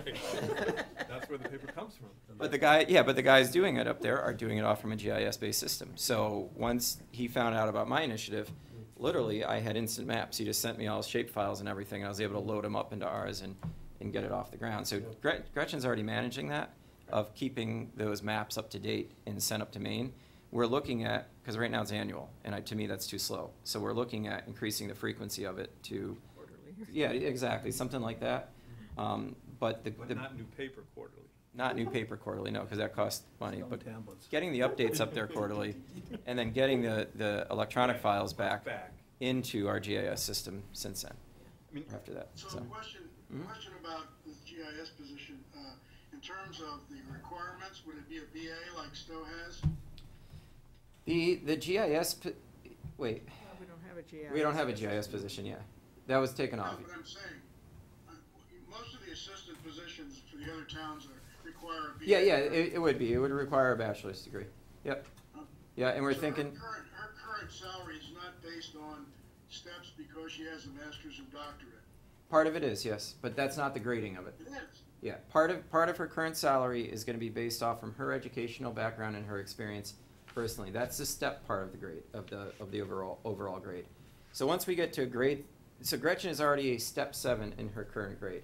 That step 7 does reflect that experience that you're talking about, and the background and the education, right? That's a personnel committee decides that. We don't even have any say in that. You know, that's something that once somebody's in a position, personnel committee looks at and determines what the step is. So that's not to be confused with what we asked for, which is a grade 7. And the grade 7 is related to the position itself and establishes that range. Right, but just to be clear, her steps are not to satisfy any requirement for the job. She's Correct. not required to have had a master's or a doctorate. Correct. No. So, I don't know, they weren't a requirement. Do we owe her back pay because No. she had those when we hired her? No. Well, they're not a requirement of the job, but we're paying her because she has them. I think you're kind of overthinking this a little bit, right? If you look at what we're trying to say is that the step, I don't know if you can explain it better than me, Tim, if I'm not. I mean, the step is not something that is automatically decided for the employees based off from their education. When an employee is hired, the personnel board will slot them in on the appropriate step within the pay grade for that position. So when this person was hired 13 years ago as an administrative assistant, they were placed at a certain step based upon education and experience Yes. for that position. Yeah. She was subsequently given 2 additional steps based on the fact in 2009 or whenever that she had this additional education, which wasn't a requirement of the job. No, it has to be relevant. I agree with you. It's got to be relevant to the position, or, you know, you could. Yeah, I can't speak much more to that, Carrie. She was, I don't yeah. know over history, but it sounds like we were gaming the system a little bit back in 2009. Yeah. That's what it sounds like. Note though, she wasn't a planning board employee then either. She was Board of Health. Oh, boy, there we go. So, yeah, no, I hear you on that. I wasn't involved in that. I don't know what happened back then. I'll get off it. Okay. Thanks. That's a good catch, though. I'm not gonna ask how you caught that, and Yeah. who you had to get that info from, Yeah. but. Oh, we included it. We weren't, it's on the back page. I guess Yeah. Well, Yeah. we didn't, we got it in advance. Yeah, page 147, right? Which document? But yeah, I mean, that's our pitch. So we're trying to look at this as a holistic solution for our current needs. I mean, Kate's right. It might change. We do need to look at strategic planning in this town. And it's something that, I really am becoming more and more passionate about getting off the ground. And We actually do have a planner running that now. So Jan Corneal is running the Master Plan Steering Committee, and she is a planner, a current active planner in her occupation, and she's awesome, you know what I mean? So we do have some of that planning expertise that we need to start to look at strategic planning. But I'll make my pitch now. It's been hard to get any traction. You know, a lot of people are interested, but a lot of people are busy, you know, in this town. And Which is why I feel we need to have one on staff. yeah, no, I agreed. But a lot of people are busy, and I'm not talking about the traction with Jan and the, you know, the people on the committee. You know, Carrie's one of them. I'm talking about getting everybody, you know, to the table that we need to the table. So we're starting to reach out now. You know, I think everyone can. I've already reached out to the chairs of some of the committees, but I'm also going to be reaching out to all the committees through George and saying, hey, tell us what you're up to. Tell us what your needs are for master planning, and trying to start to build the list of all the different things across the town that could be a topic that we want to discuss. So we're working on it. Did you ever receive anything from the architect that expressed interest? No, I didn't yet. Do you know who? Not yet. Yeah, send me an email on that, because I didn't receive anything yet, other than the four of us that are moved on from committee 1 to committee 2. So. All right, Tim? Yeah, I just wanted to point out, the Personnel Board's action to create the new position essentially was voted contingent upon the availability of funds and the concurrence of the Finance Committee and the Board of Selectmen. So they intently didn't want to tie anyone's hands by making that decision. They were looking at a job description and trying to appropriately classify it. Good. But the And the by the rest way- of it is, you know, outside of their sphere. And just for the record, FinCom has not voted on this. They're kind of waiting to see how tonight goes. So, Yeah, yeah. it's always like Kinda- that. So, Well, I don't think we should vote on until FinCom. before I call Claude. Now you know how the developers feel when you say you can't do Yeah. anything until, you know, CONSCOM Yeah, says. Okay, Nathan, you want to? Yeah, so, does Gretchen still work part-time for, Historical Commission? A couple hours a week, yes. Yep. Does this? This will not change her hours allocation, no. Or the price of those hours? We I don't have know to- about that. Different rate. Is it a different rate already? Okay. Than the- Yep, okay. Yeah, I didn't know if that was a different rate or not, because I only see our budget, so I don't know anything about theirs. Right, so that doesn't impact that budget. Yep. And so what we talked about with FinCom last week was Planning Board was gonna be 113,544. Mm-hmm. And we're 113, 151 now. 113,151. Yep. What's the difference between the total number of 113,142 and the? Well, we dropped 8,000 for GIS analyst and picked up, But the total, it's not 151, it's 142, right? 142, right. 140, oh, I'm looking at The guideline, I'm sorry, guideline. 142. Yep, that's the one above it. Because you saved those $9. Yep. All right. Hey, every little bit helps. Yep. Yeah, so we came down a little bit, and that was just a surprise, because I didn't know GIS analyst was back in there. So I was coming in, pitching an increase, Yep. but it's, Remember, he did state that it was in there. Yep. yeah, Scott did too, and I I would be found, interested in understanding their thought on that change, right? What do you mean? On taking the GIS analyst out? Yeah. and- Our thought, and or- Swapping it with this. okay. Well, I think he wants our input on it. Yeah, I was gonna Because- say, I don't think Because, there is. well, he did send me an email, and part of the thought was that he thought that the Board of Selectmen supported a GIS analyst, but I don't remember us necessarily being supportive of it. I didn't either. That's why because- we, Yeah. I wasn't here that night. Yeah, but it was I'm when we not. had the joint meeting, and I think we all thought it was a good idea, but we needed more substance behind it, we need more information. It was the night you presented your little, that's exactly why we withdrew it, And- Luke. And I've been often at other Yeah. meetings, Yeah. and I've always been in support of the GIS Mhm. position, because I wanted GIS since I was the chair of the planning board. yeah, no, and I think GIS makes a lot of sense as long as Yes. there's a plan for it, right? Yep. Yes, Well, and- yes. I'm not sure that I would support a position as much as consulting money to make it happen. Well, that's what I was Right. looking for, is That's- consulting money. That's what we Yeah. were looking for, it Right. wasn't a Yeah. position, Yeah. it was And consulting. just to be super clear, I mean, we're right along in step with Luke there, because that's what we thought after, we came away from that Board of Selectmen meeting, not believing that there was general support, but not specific support yet for a funded role, until we could kind of prove what the project would look like and what the town will gain from it, and that's what I've started to try to do, Right. so. Yep, yep. you'll see a nice pathways presentation with different phases all laid out in GIS coming up at one point. Beautiful. Yeah, no, that's Yes. what- That's what it's Why for. I'm so interested in Yeah. getting this No, up and running, yeah, exactly. Exactly, yeah. No, and I mean, I think we kind of all saw this coming with the, with George's position decreasing and Gretchen, stepping up and picking up some of that work. So I mean, I think obviously people should be compensated accordingly for what they're doing, and I know when I was on CONSCOM, one of the things that we had talked about for Mary's position, for the admin position there was, again, same sort of thing, they thought a grade change was warranted, so ultimately we had asked for, well, how is the job changed to justify that? And ultimately, when I was on CONSCOM, it never came to fruition, but, this is, I think this is the process that people should go by if they truly want a grade change, based on, and not just, well, we think somebody was classified wrong. This is truly a position that's changing, and has changed, and,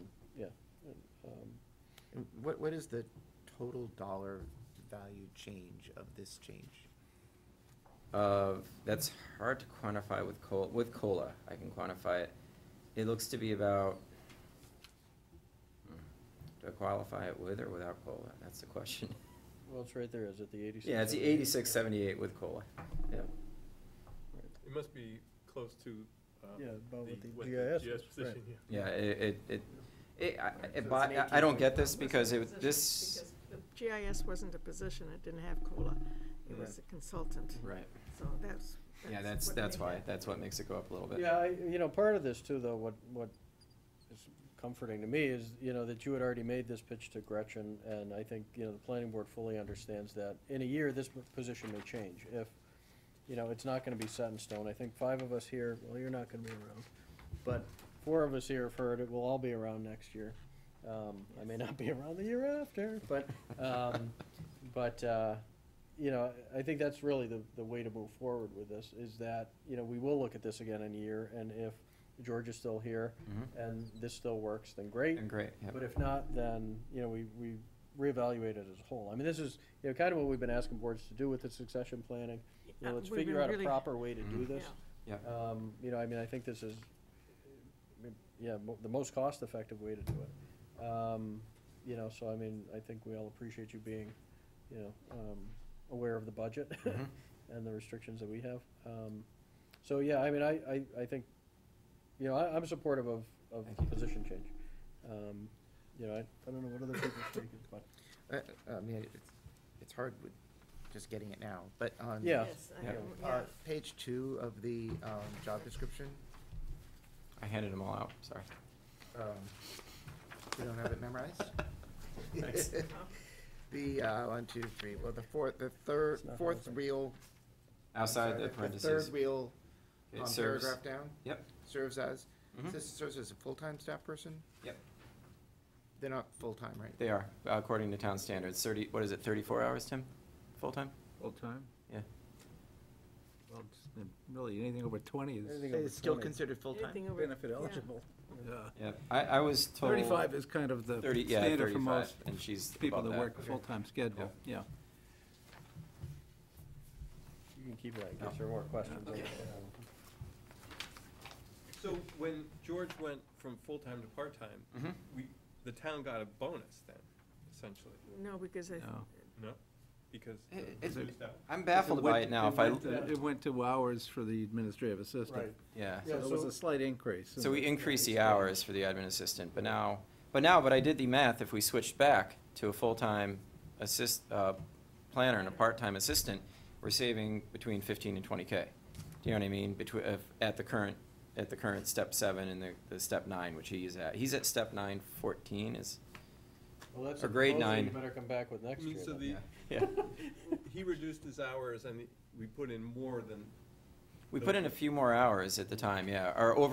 That I mean, changed the- 2.5 years ago, so our the overall total hours number went of up. Actually went up. Right, it was a direct dollar-to-dollar switch as opposed to Oh, I see. it's fine. feather Okay, thing. as opposed to an hour-for-hour switch. Right, Okay. right, yep. Yeah, and that was more of at the time, the workload had been going up. We hadn't increased planning board hours in 10 years or something before that, so. So we did that, And David got off, so. yeah. The hours went down. Yeah. Right. Increase everybody's workload exponentially.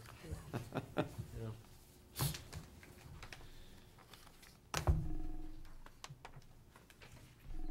So I'm just still going through the Yeah. things that Yep. were handed out. So this packet, Yes, that part of the packet, yep. I have to give him that. Well, that one, I know a little bit He's got better. that memorized. Yep. So she is currently a grade 5. Grade 5, administrative assistant to planning board. And so that comes under, It'd be moved down to grade, okay. the position would be moved down to grade 7, and would now be called assistant to planner. It's like the assistant to. Okay. So it skips That's a- 2 grades. so it's I a- mean, it's it a jump skips a of 2 grade. grades. Yes, it's a It- jump of 2 grades. It does, yeah. And those grades n- go from,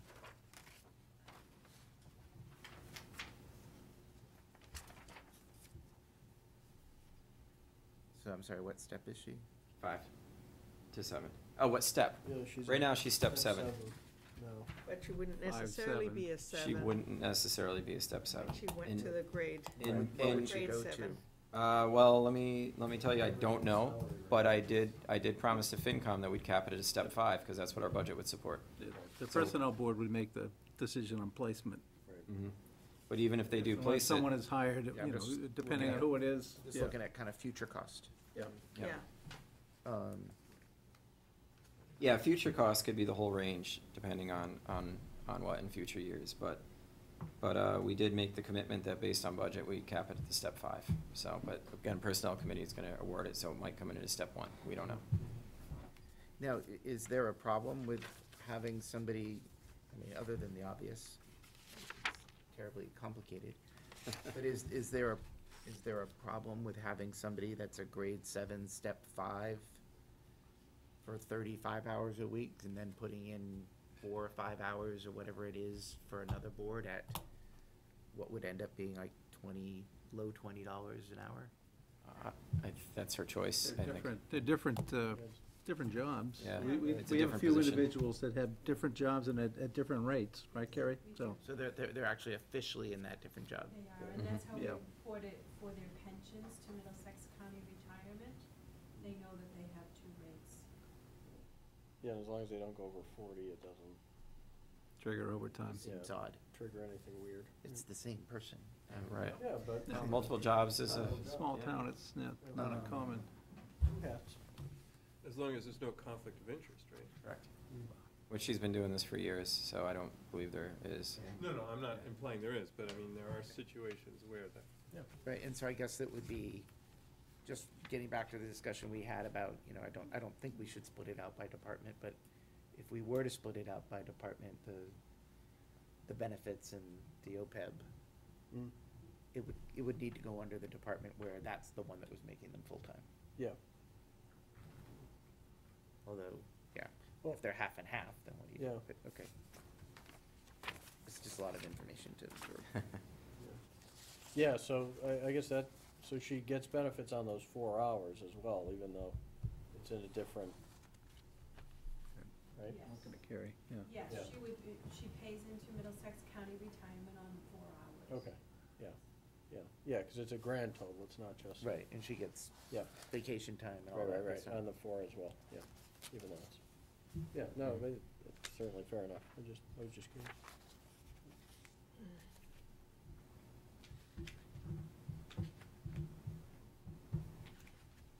Well, I still have qualms because of forward planning, but, Well, see, I would And- too if that caveat yes, wasn't if thrown out the- there. yeah, But, I'm You know, I've talked to you know, Gretchen yeah, about it, and- it's, Right, yeah. yeah, I Nothing mean, is and I set in know we stone. also need somebody, some part-time people in Board of Health, so we need, anyway. Yeah. And we need to do some succession planning there, so, yeah. well, see, and I think, this is the thing, so George stepped back, if Gretchen couldn't do it, Mhm. right, then obviously they would have to Yeah. fill it with somebody else, but Yeah. Gretchen was able to step up and Yeah. do it, so I think it's worked out well. Okay. Whether or not it maintains this, I don't know, but the direction going forward, so. So, I mean, you know, Sorry. Sorry if you had any more, but- Still there? Go ahead. Yeah, he's still there. I've been trying to absorb this, but, Yeah, it's very difficult. it's, you know, I mean, I love Gretchen, I think that this makes sense. I'm not saying that I don't support it, but I do wanna point out that we've said no to $2,000 grade increases, and this is actually an $8,700 increase. Mhm. Yeah, because it's a Well, different this is a new position. position, Right. really. What we're, Yeah. we're sort of. We're creating a new position, $8,700 increase. but we're still Right, under, well, we're Yes, Yeah. yeah. But that's presuming eliminating placement at a one certain, position, and we're creating a new Step position, as well. you know, But we that's lose- at No, a but higher We grade. lose Maybe something for we're- having taken that out. Maybe, We lose something for having taken, what do you mean we're eliminating something? We're eliminating the administrative assistant. Right, Yeah. and then the delta is $8,700. It is. The delta's that, but it is Yeah, under I'm guideline agreeing and it with is, you. I'm saying that know. it's actually, I mean, in sense, more convulsive than anything else that's been proposed so far, right? That we've said no to. Yeah, I mean, part of it too, though, is, you know, you said she's already doing some of this GIS. She's already work. doing it, Hopefully yeah. that 8,700 that would have been in there. is The going, GIS is it's gonna go for that, Right. yeah. Well, all of it will, because you were not paying any of it this year, so. Right, yeah. but ultimately, that work won't not get done. I hate Right. double negatives, but, It's but- just a double hit if next year they come and say, we need Well, a that's- GIS consultant. Exactly, so that's why we've got to That's what's- remember, that's except why. you. Yeah, yeah, Right, no, and we've that's gotta- why I'm and so we push nervous back on about it next this, year. you know, Right. it's, Right, um, but next year, this is when, I'd- you know, I'd we rather- remember we can push back, yeah. Yeah. Yeah. because I think we're a board of pushers I- backers. And I guess the message not you. to come away with is that succession planning needs to start Right. sure. now. I would be happy to start talking with that, with you guys immediately, We'd- you know. Yeah, So, because I would like to get a good plan, and if there is a opportunity to share planning positions and, you know, funding sources across town to get somebody else, I would love to I'm, get into that. can't speak for you guys, but I am certainly very much in favor of that sort of Of approach, yeah. an Yeah, approach. I agree too. Because I think it'll be healthier and we'll have a stronger, for the town. I agree. And I think it'll help to bridge some Especially of the since we gaps have so between much the secession different that's groups. gonna be happening up there, Yeah. kind of, or more or less at one time. I think now is the time to be Right. doing that in a coordinated way. Would also be helpful for everything. I would also say that although we would recommend succession planning, that we're not requiring you to do so. That- Or maybe we're That's- requiring the succession planning, but not Not the the, succession. Yeah. not the Right, succession. I got you, Yeah. okay. I think he means we're not requiring a 3-year plan. Right, yeah, you're not making me Yeah. push the subject, but I think we need a No. plan in place. Yeah, that's, Sure. So to sort of respond to your point about your nervousness, because we've, you know, rejected some other proposals for increases in staffing. I think that, at least from what I'm hearing here, we need more sort of bandwidth in this area, and it's not because, you know, we're just pushing paper around, or in other cases, it seems to me that we've seen situations where, well, yeah, a lot of our time is spent, you know, moving paper, making copies, retrieving documents and things like that, that haven't been automated, whereas here, it looks like we are moving forward with, you know, a system that is more state-of-the-art, like GIS being a way to, you know, work with planning information. And so I would say that that kind of differentiates this request a little bit from these other ones, in my mind, you know. So that makes Yeah, me more I just comfortable Pretty much differentiating the two. guarantee Board of Health is gonna be back in here saying, let's make it an assistant. Yeah, but Yeah. the thing is, so part of this too, and, So but what- we've got pushback on that, because they're coming to us for the same position. yeah, they are coming You know, from the and same it's the position. same thing, like, that's what, I don't understand why. So is when the we tell the board message that- change the position? or- No, it would be, you know, if you want more money, if you think somebody's worth more money, then justify it. I mean, I think that it's what we did with, housing, it's what I did with Conscom when I was on it. You know, we didn't do it this year, but last year I think we did. It's what we're doing with Board of Health. you know, this is actually, I think, an example of where the position changed. Gretchen has been doing it for a while. It's not like, 2.5 years. it's is not like at they're this saying level. this is what she's gonna, she's actually been doing this.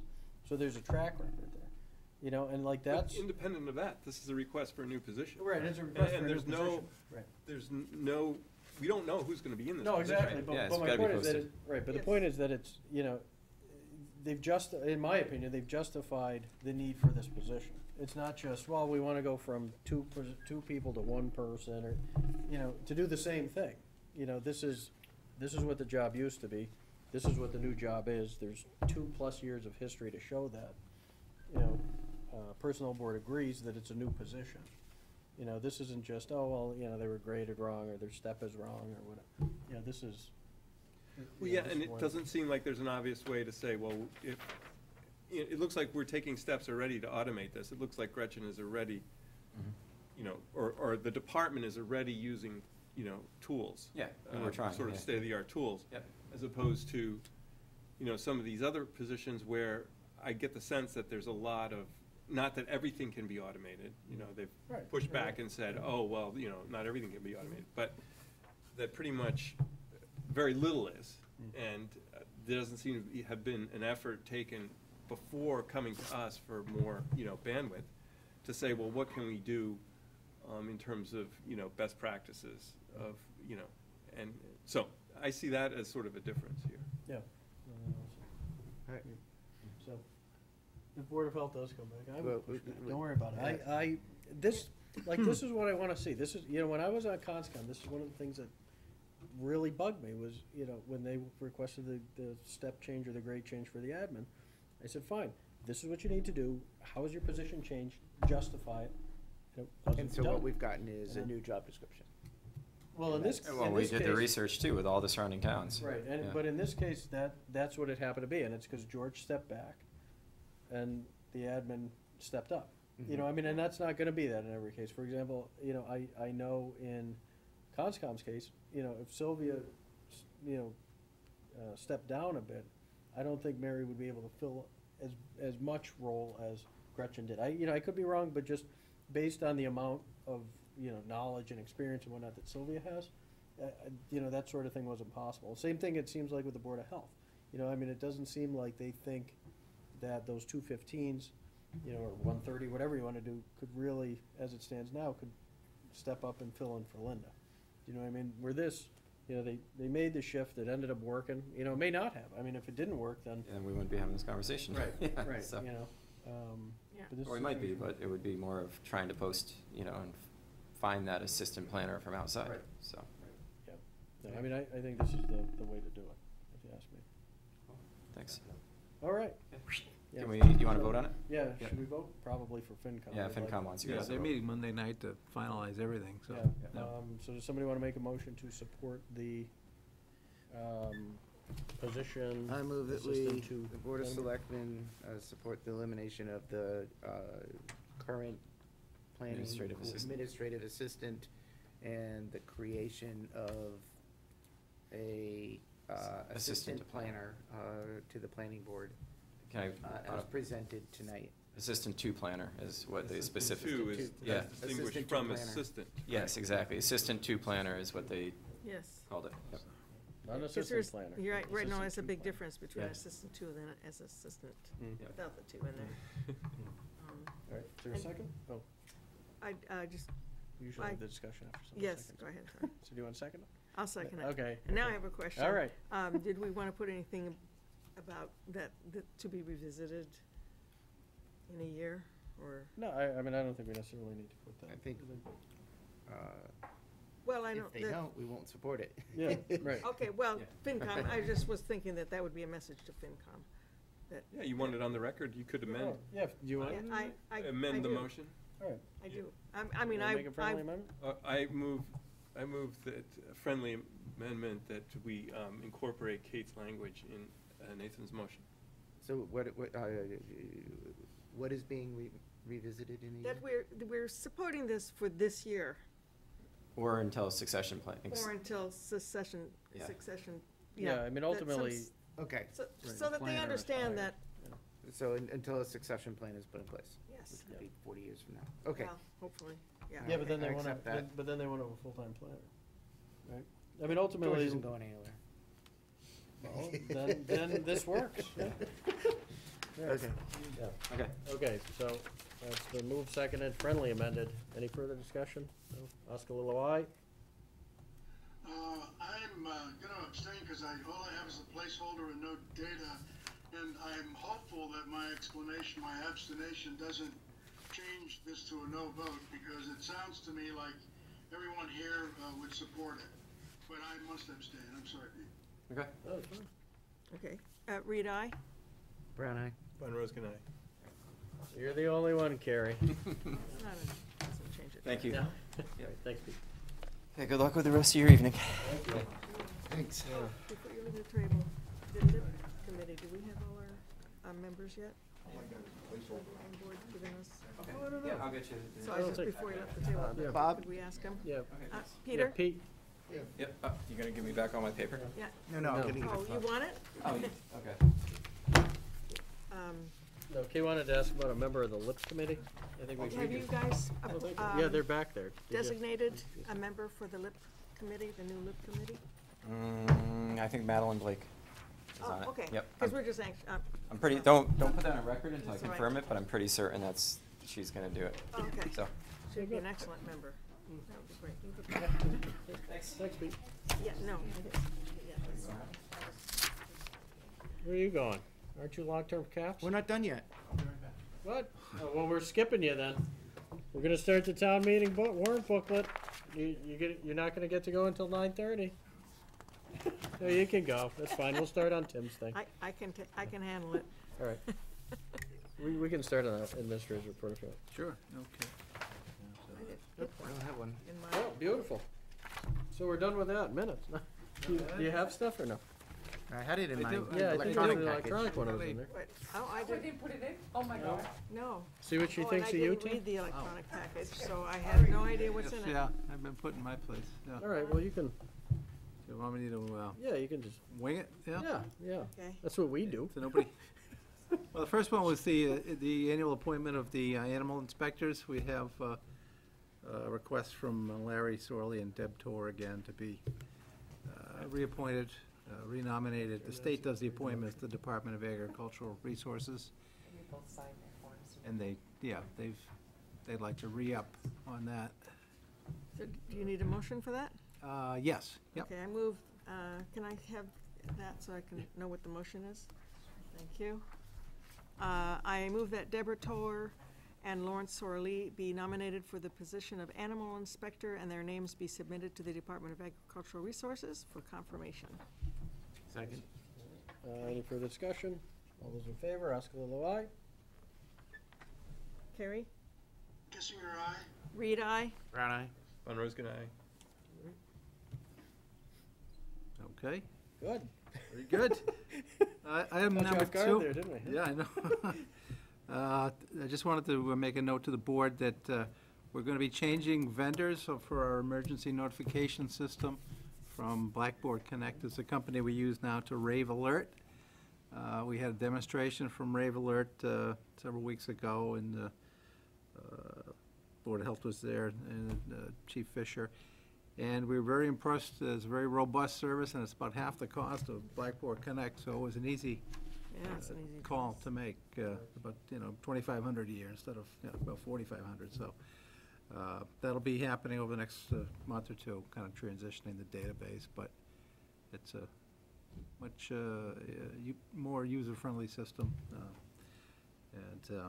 So since the budget isn't finalized yet, are we taking this? We on? could, Ah, weren't expecting that one, were you? we could, no, I know. No, well, All right. Oh, Bill's back. contract season two. Yeah, Only one more then. yeah, so now we're gonna finish with Tim's two stuff. more, then. actually. And just an update, the status of the home rule petition for recall provisions. You might recall that we passed that at town meeting 2 years ago. And it's kind of been Yeah. working its way through the magic of the legislative process at the state level. It sounds like now, Recall them. we've been told it's in the committee on third reading, which is like the last stop before they actually bring it to the floor for a vote. So we've been promised a vote by April. on it. There- High April, that's like the- Friday. No, I mean, during April, you know, within the next month. The one provision that they didn't like in our proposal, that you might recall, the recall, that if an official was recalled as a result of the procedure, they couldn't be appointed to a town board, or they couldn't run for a town board for 2 years. And there's concern that you could certainly, you know, have a prohibition on appointment, but telling someone they couldn't run for an elected office might be unconstitutional. Yeah. Is their fear, that it might be not legal to do that. So they're going to make that change to the bill, and I said, well, in the interest of getting something passed, I guess we can agree to that. works, yeah. So, Yeah, but they wouldn't be able to run in that year for the same no, I've been. office that they were being Right, recalled exactly. from, right? Right. Well, I right. assume that there would have been a vote to recall them, Right. right? So that would have to be, Yeah, it's a That'd be a- significant hurdle. Yeah, but no, there was also, though, they're still on the ballot, right? Yeah, as part of the recall. Yeah, as part of the recall. Right, that stays, but I think there was a prohibition, you couldn't run again for anything for 2 more years, and that okay. probably is It's not those gonna 2 more pass years muster. that they can't do, yeah. So, It's funny. we'll look for I that. would have thought we would have templated ours on, you know, somebody. We did. Yeah, we did. So We they must template- have missed it with the last. We templated on other ones that had passed. Yeah. Huh, Yep. okay. Yep. So, We were thinking, taking 2 years, yeah. it just didn't work out.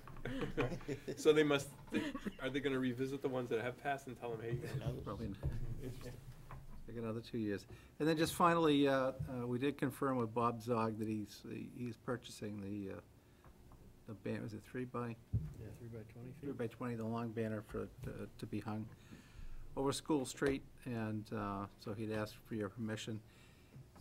He'd like to There you go. hang it through July if possible, but he understands that it would have to come down for events like Old Home Day and other things that, you know, would take precedence, but that's his request I guess, to the board. I mean, I have no problem with it being up there. I guess I'd feel more comfortable saying that, you know, like, he can hang it, you know, it's odd just not having a date, like, when is Old Home Day normally put theirs up? In June should this be- year, yeah, Yeah, it's, June 21st. Excuse me, somehow I'm losing your sound. It's very, very low. Is something covering the mic?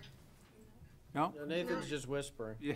Jen fell asleep and, Nathan's over. pointed the other way, actually, so this. Thank you.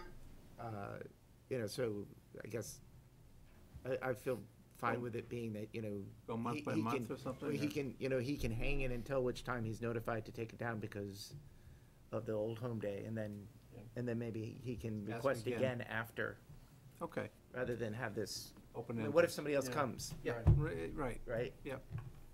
Okay, we can communicate that, I think he'd be all right with that.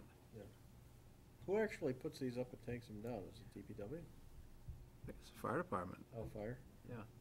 Use think a they're the ladder only truck ones for with the- something like that. So I move that the board approve the 600 grand to hanging hang of the signs. Heat Smart Program banner, over, what is that, Church Street? No, School Street. School Street. I'm Um, confused. Beginning now until such time that the Old Home Day banner is to be hung. Okay. In See Bill out there. 2018. All right, is there a second? Second. All right, any further discussion? Oscar Lilo, aye? He just mouthed it. You're on mute again. Carrie? Kissinger, aye. Okay. Reed, aye. Brown eye? Von Roskin, aye. See you out there hanging it. And We're just gonna, you can come up now, we're That's, just gonna yeah. discuss the meeting schedule. that's everything I had in my report, so. When is the meeting scheduled? I'll have to April download 10th, that. April 23rd is Now you the, can go back to is a FinCom Oh, the budget hearing. Budget hearing, right. April 24th is the next Selectmen's meeting. Town meeting is April 30th, and town election is May 8th. Oh, God. you If bring I the can make the magnifying glass? 23rd. yeah, I did. You need it? So there's 3 more selectmen. Wow, look at this, the Who's budget is so counting? Yeah. small this year. Yes. Oh, my God, what is with The, you guys and your one-liners tonight? It's awful. If you can go to the copy of the warrant that's in your packet, the long-term caps is on pages 9 and 10. It's easier to read, I think, than the kind of compressed spreadsheet. Supplied. that was supplied. I'm Yeah. out. Yeah, it starts on 9 and goes on at Hey, 10. Bill, how you doing? I'm This doing year's recommended projects. Can I make a quick statement? Yeah. I am not an officer of the committee, long-term caps, I'm a member. Kate, I think you're the vice. I'm the vice chair. So I haven't been authorized to speak for the committee. I was here to support Josh when he was gonna present. I thought he was gonna be present, so anyway. So I'm here to help any questions you have, and Kate, but it's really Kate, I As guess. always, you're getting pulled into something. Yes. Get the short end of the stick, whatever it gets pulled into, yeah. All right, so can you justify each of these for us, please? Yeah, each line. Sure. When you need to know. You need to see all the quotes, Yeah. all the RFPs. Well, Yeah. most of these dollars came from our study, the TBA study. And we looked at them and decided on how accurate we thought the TBA study was, and when we thought it was excessive, we cut some of these down. Well, We're talking about this is, long-term caps. this is long-term caps, it's not the. I'm sorry, wrong committee, sorry.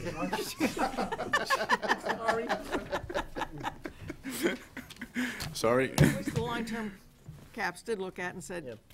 bring your stuff into a warrant article because it's too Yes. much for long-term caps. Yeah. Basically, what long-term caps did was they said, because we're going to have the new position of the facilities guy, that we would keep for this year, we would still keep the things that are sort of maintenance, kind of related in here as they always were. We would not transfer that back out into that new place, and we'll worry about that next year. And that, in fact, some of those long-standing maintenance items are really not long-term caps, they're maintenance. And so they don't belong in here, but we would leave them in here for this year. Then we did look at the bigger items. We mostly looked at police cars and ambulances and some things for the library. And unfortunately, I wasn't at the last meeting, so I don't remember everything, but we went over all this stuff and we came up with this I thought plan. that the ambulance was coming out of the ambulance fund. It is. Yeah, it is. It is, we but included in we this. still always carry it as a long-term Long-term capital caps. item. So On- this 300,000 Would be a is transfer. included here, but it is not going in as an increased tax. That's correct. Okay. Yeah, and where's that deferred 50 coming from? Is that gonna be In fact, you'll see, sorry, later year? you'll see that down here Oh, on the yeah. very bottom. You'll see this, the funding sources. You'll see the 300,000 funded from the ambulance fund there. Oh, I'm looking at the wrong thing. So that's the last page at the bottom. I can't read that. Yeah, it's difficult to read, but, the- I'm sorry, you were asking about some The- yeah, 50,000 so item? the 50 that's being deferred Where's, for the ambulance? So if you look at the ambulance line, 174, you got 350, 350 is deferred. Is that because we only have 300 in there now?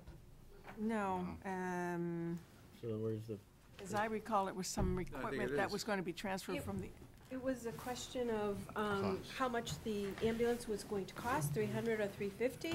The ambulance itself will cost 300. There may be some items that the fire chief would like to procure in a later year. That would be another request for capital asset next year.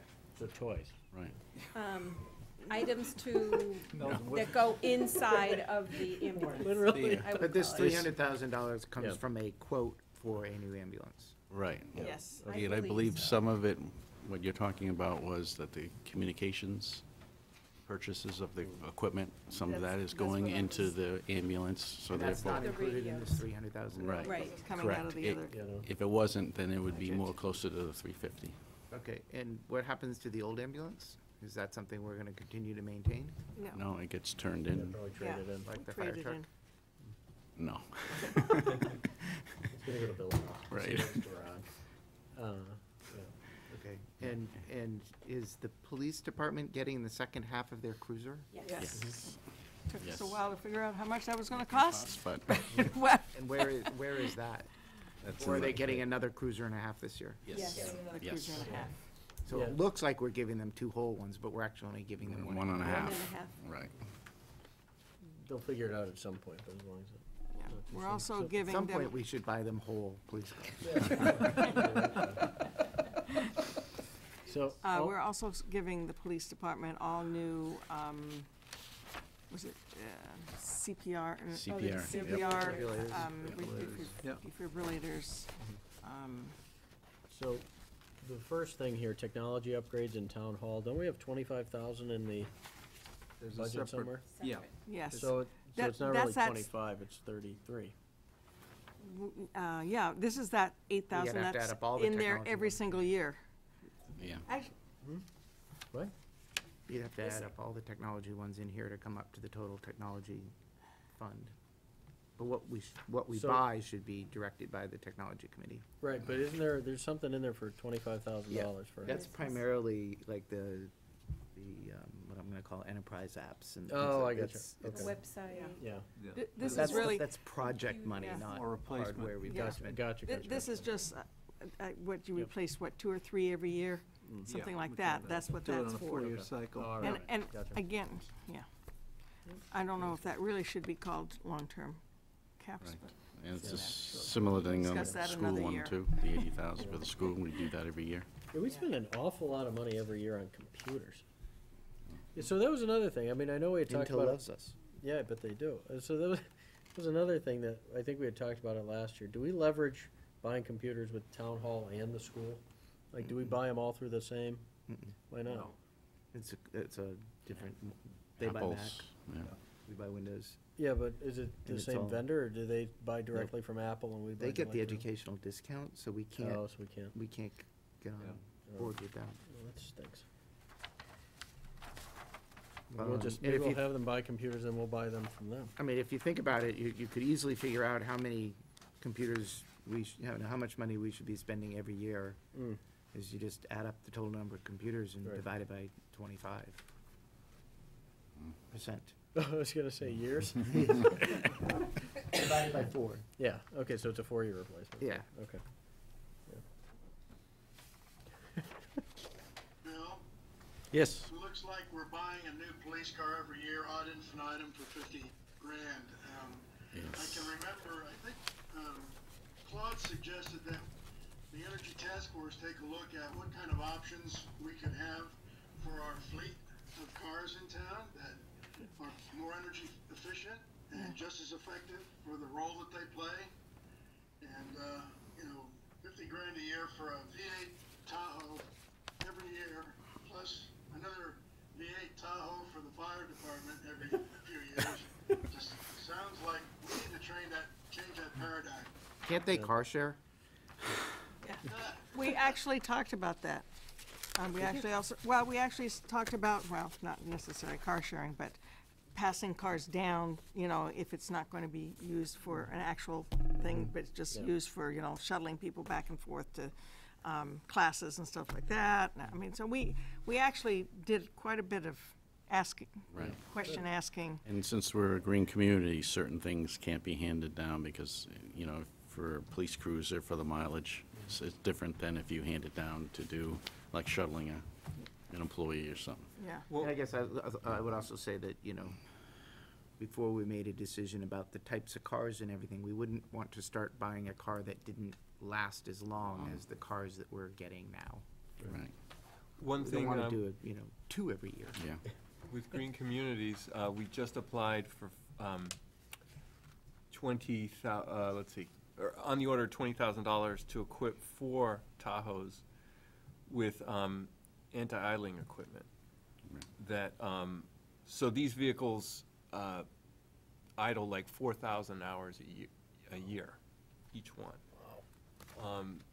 And they burn a gallon of fuel every hour that they idle. So, this anti-idling stuff can cut that anywhere from like 25% to maybe, 50%.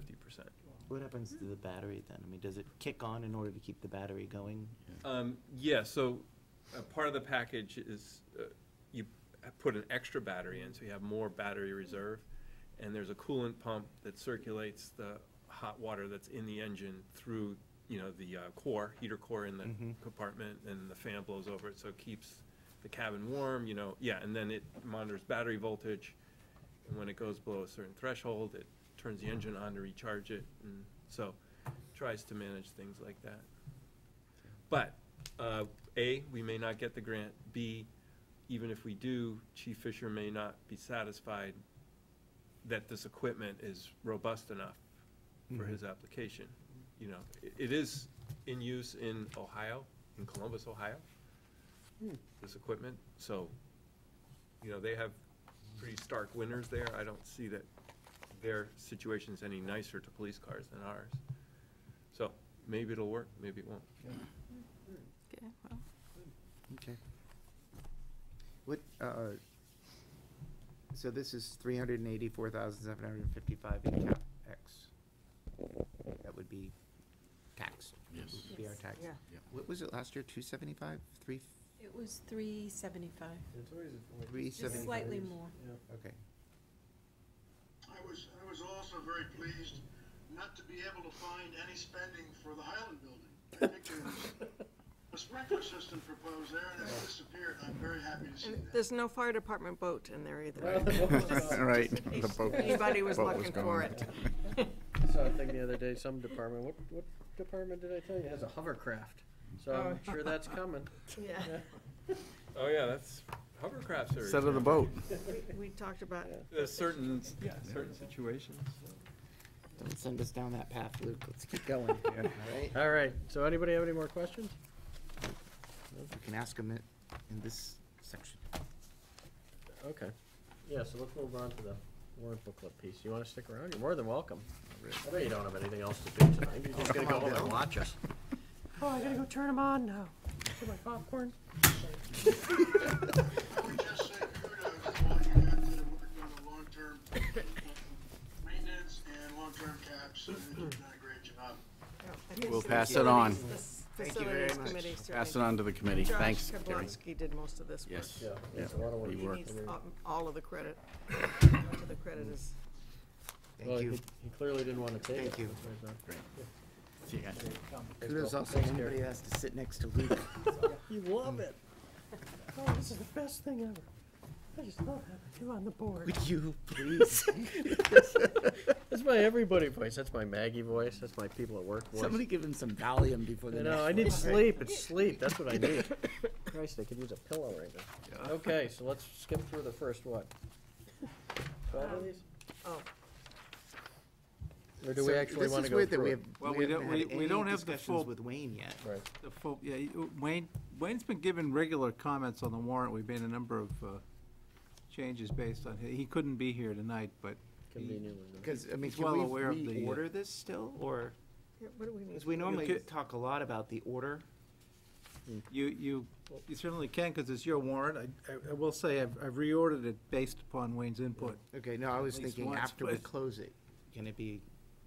Yeah, Oh, we can yeah, open yeah, it. up until the point, Yeah, until I it mean, gets if, printed. Mhm. I think. if we don't have a warrant, I'll back up. We don't have the warrant booklet to finalize tonight because FinCom hasn't finalized their budget numbers, so we don't have their letter, we don't have their tables and that sort of thing.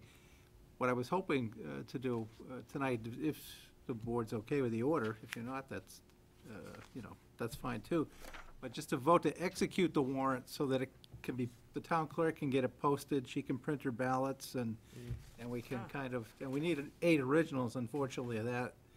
So we do have 8 available here to be signed by the board.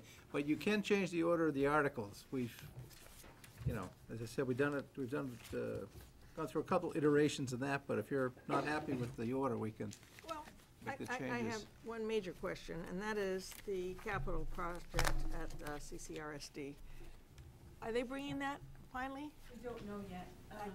There has been discussion that they're interested in changing it That's to what I read in the paving mosquito, parking so, lot.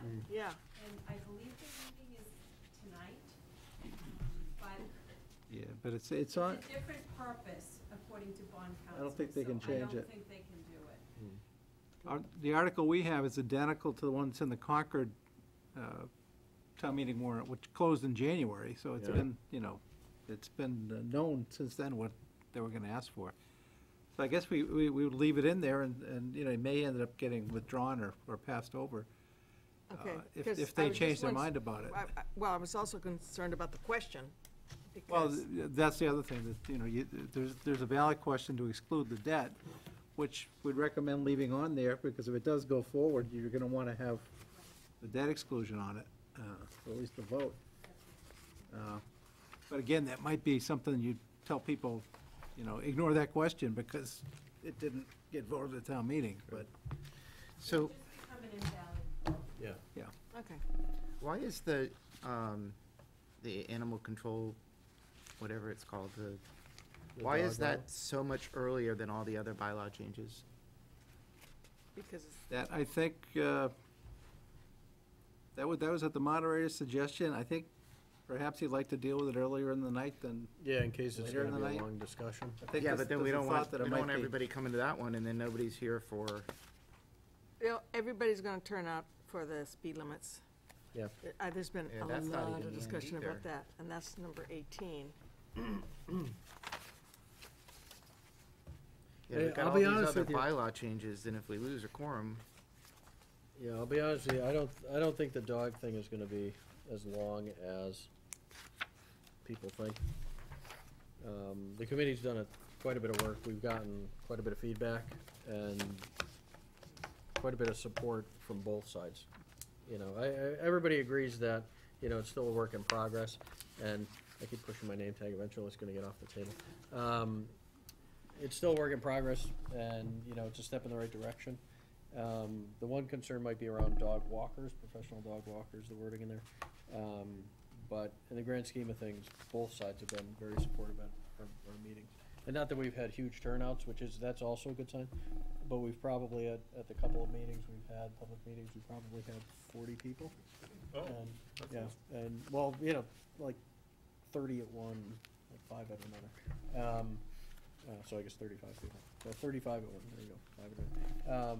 And everybody's basically left satisfied, so. So when you say work in progress, you mean that everybody's anticipating this will be the first iteration, and that next year there'll be like revisions, Yeah. tweaks? Yeah, what things work, what things don't, what, because we really have to see the process for a year, Yeah, yeah. so Sorry. what are Wayne's thoughts on, like, how we might handle a potential amendment to the operating budget, and how long that might take? I worry about I don't this know going about- into more than one night because of that.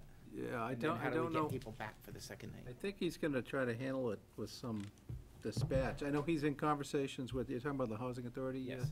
I mean, he's in discussions with, I know Steve, for one, and talking about, moving to amend the operating budget, to add $34,000 to general expenses.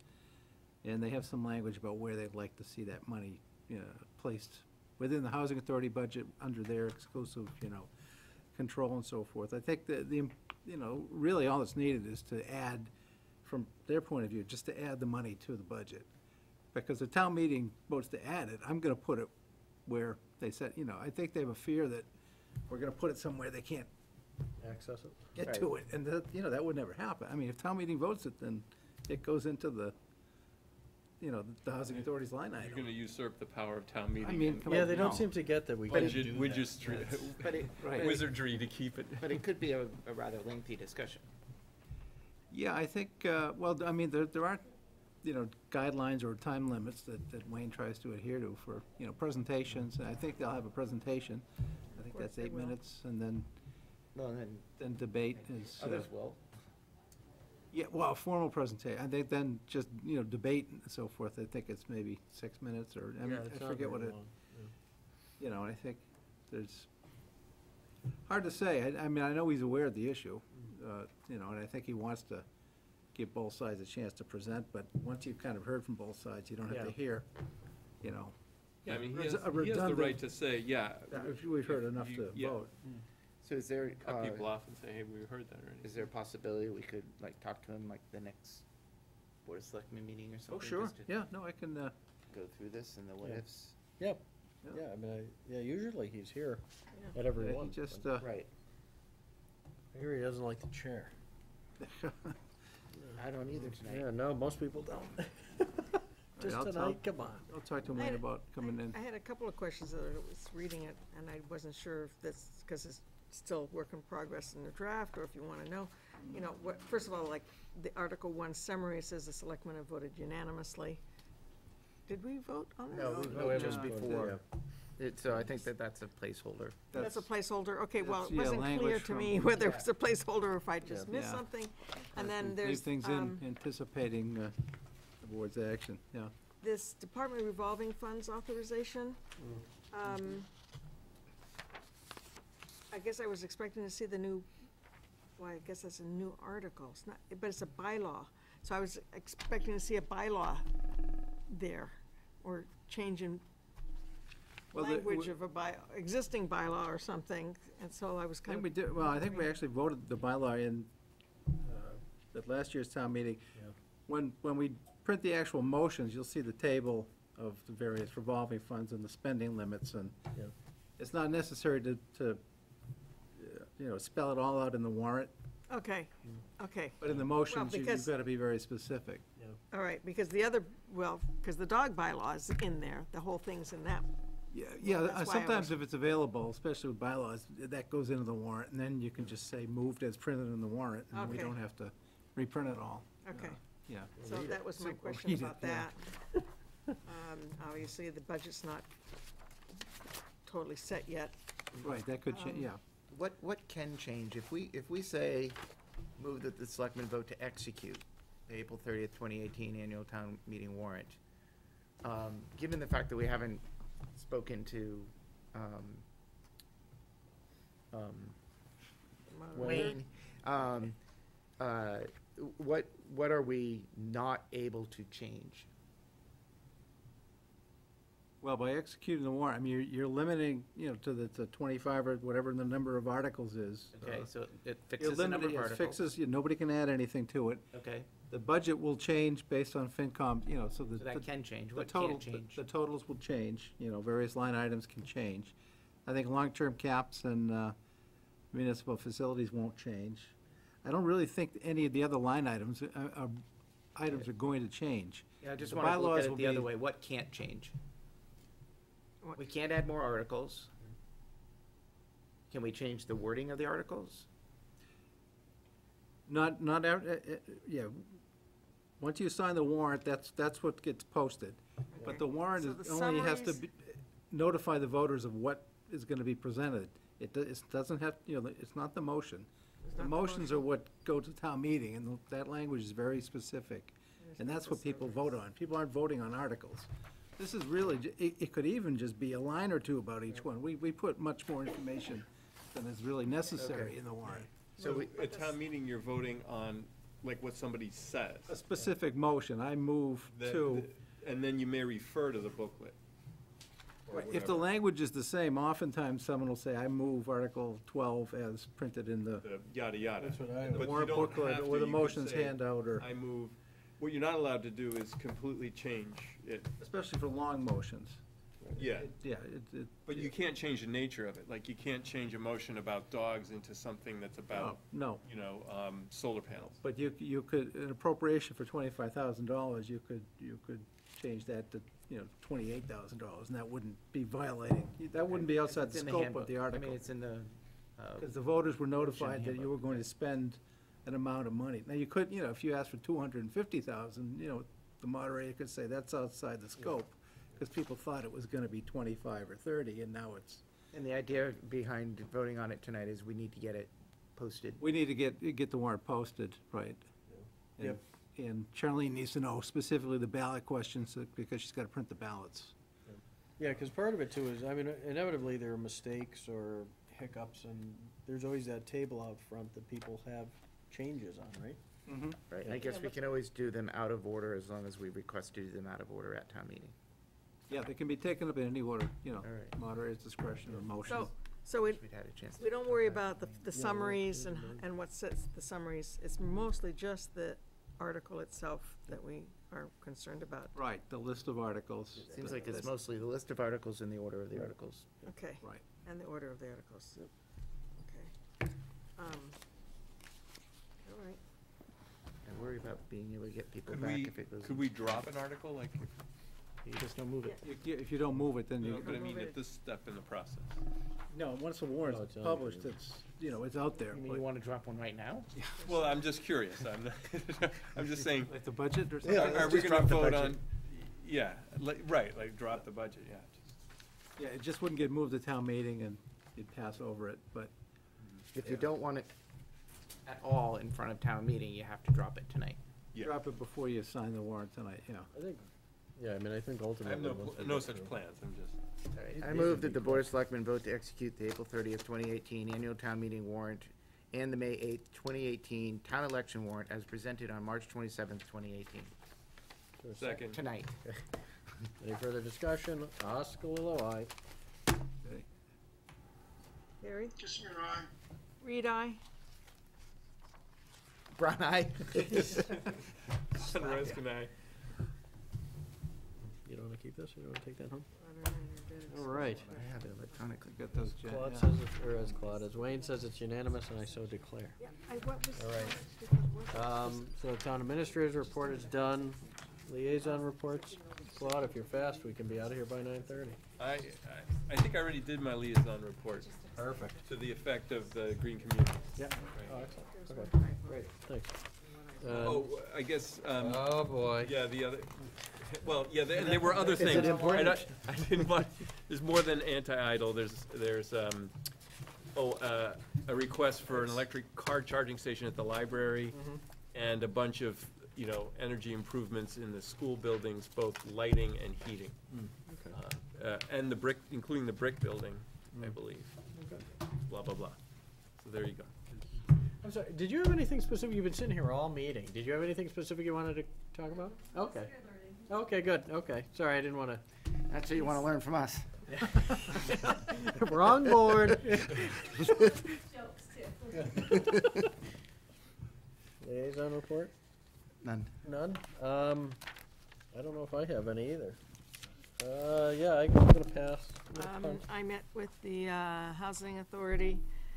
Their major concern was the LIP committee and whether, we've received input from the other committees as to whom they have asked to serve on the committee. So that's why I asked Peter Cambino tonight about their committee. So, and they were hoping that we could get started, around May 1st on working on this, because they're anxious to make some progress on that front. Yeah. That was the major All right. input for that. And Carrie, you obviously didn't go to any other meetings, right? He's probably been working more than us. That's the report, yes. First, the Council on Aging Board He really is does. absolutely delighted that their request for a few more hours for Council on Aging has been approved. To a person, they're very appreciative.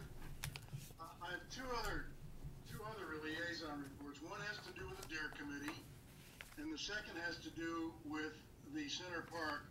And I'm going to introduce a motion for the Central Park in a minute. But first, the Deer Committee. The Deer Committee will final their regulations for our next meeting, because they're going to need a vote from us on direction, approval of the regulations that they've sought. They've sought to shorten the dates for the hunt. They've shortened the hours for the hunt. They've confirmed all the setbacks. They're going to want to set up a revolving fund so that they can take in some money for permits and give out some money for signage and ads to the mosquito, advertising for Hunters Wanted for this period. And they'll need to have our approval directionally to go ahead with all that on April the 10th, so that they can advertise in the mosquito early to get people just from Carlisle or Carlisle employees to apply first before we open up the applications for hunting to others, and then line up all the ducks to get the season underway, which starts later in the year and goes through the end of October, basically. I think they should So- get the deer lined up and forget about lining up the ducks. God. I'm sorry, it's jet lag. It's We're jet never lag. gonna get home. Gotta get those ducks in a row, I think. Any questions about any of the above? No? The other is, and hopefully you've had a chance to see my thoughts on options we have for the center park.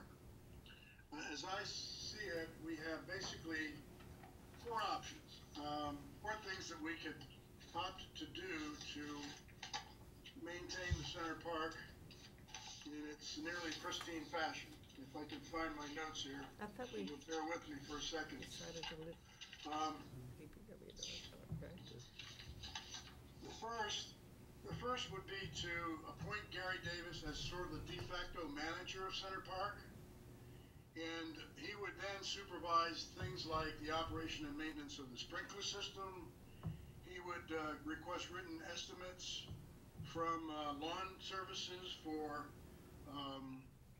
raking and trimming and pruning and mulching and fertilizing and liming and pest control and all those kinds of things that are beyond what he and his folks at the DPW would normally do.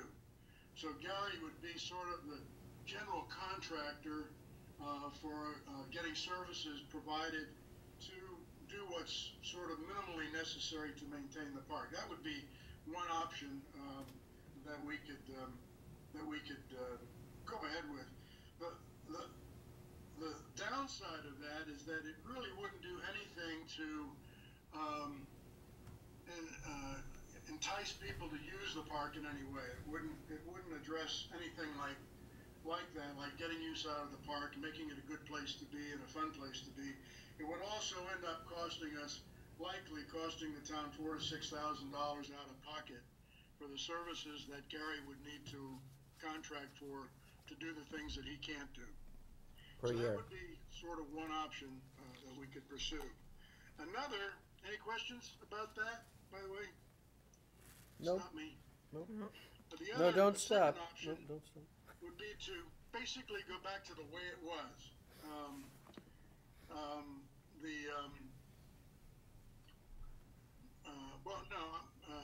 The way it was before the standing committee was with spending authority was formed, and if we did that, then the town administrator would have to provide or designate a person to provide spending authority, and we would give the founder,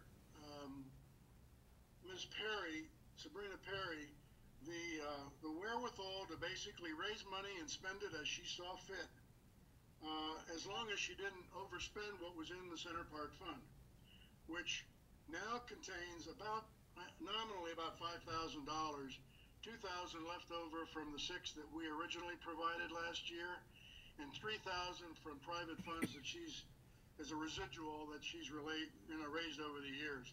She has basically spent $8,000 to $10,000 previously before they had the standing committee, but all of that money from day one for the park, any monies that were spent up until the time we allocated $6,000 was money that was raised privately by her with her website and her mosquito articles. So that would be an option. Basically, go back to where we were before the standing committee was formed. There wouldn't be any support from the town voted or approved for that scenario.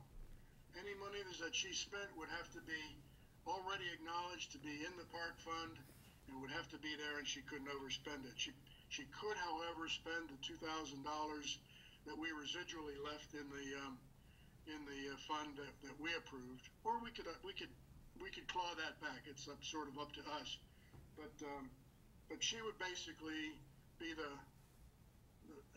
continue with the founder's role that she had previously. So that's kind of a second option that we could follow. Third option, if I can find it, This isn't a liaison report. would be that they could form a Friends of the Center Park. There are Friends of the Library, there are Friends of the Council on Aging, there's school support. So an independent, not-for-profit organization could be formed to support the park as Friends of the Park. They would raise the money. We basically give them access to maintaining the park, but that would be the extent of it. The town would have to provide no funding. In order to do that, they would raise the money, provide the funding, and find whatever resources they could to help manage whatever needed to be done to maintain it in the order that they thought was appropriate. So that would be an option. I doubt seriously that Sabrina would have the energy or the wherewithal to be able to find enough friends to create that kind of an organization, but that would be an option if people wanted to step forward and do it. And then the fourth option would be basically do nothing but cut the grass, and have the DPW cut the grass very nicely as they've done in the last year or so, and continue to do that, but let the rest of the plantings and everything that's in there go to pot, and with nobody having any authority to spend any money to do anything about it. So it seems to me that's a spectrum of options that we have. Comments, questions? Well, I have a couple questions about the second option. Is Sabrina interested in going back to the way it was? I think it would be a temporary solution at best, but yes, she is.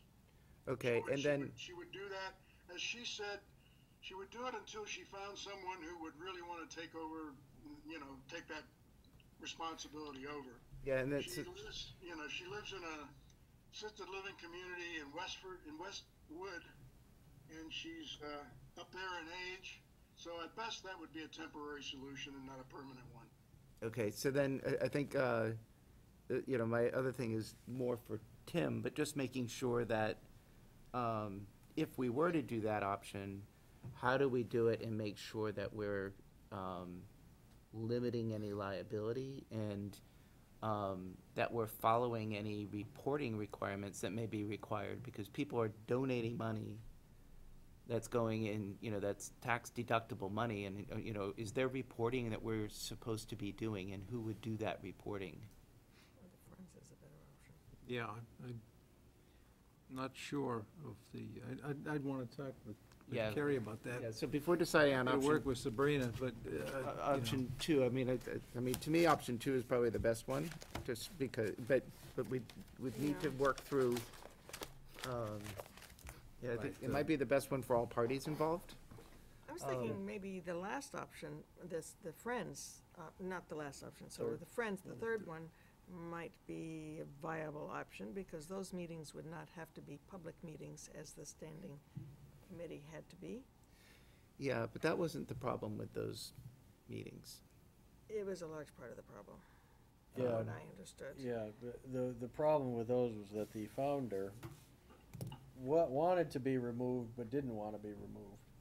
And I think that's kind of what I see as a Yeah, problem. but I think it wasn't even just during those meetings that there was. No, right, but that's Yeah. why I think I number know, two but I'm is just gonna be thinking an issue. that would be one layer of insulation. Yeah. Yeah, the Friends, you mean? The Having Friends. Right, yeah, so I mean, if you did something like that, but But now you're back to trying to find the people who are really. Well, I Right. think the standing committee would be And- happy to do that if they had some help and insulation. I don't know how we get the insulation, the Yeah, that- isolation. right, that's the problem. We've tried that for 2 years. Right. That's Right. because it was a public, No, it's not just the meetings. No, It's No. not just the Okay. meetings. right, Yeah. yeah, it's a continuous Well, thing with it. Yeah. It's the constant visits to the Right. site and the emails afterwards and Right, the working Yeah. directly with people and. yeah, yeah, okay. Well, I just thought it might still help give some more Yeah, control. I mean, I think if Sabrina's willing to take it on, I don't think we should go down that road again. I don't think we should go down Yeah. that road either. Yeah. I think there's record-keeping issues there. Yeah. well, that's what I mean, there's a number of things, yeah. Definitely some, and then the other thing is there a need to have to decide this tonight? Yeah, can we all think about it and then maybe have a larger discussion at the next meeting? As a part of the agenda. Well, certainly, that's, but I,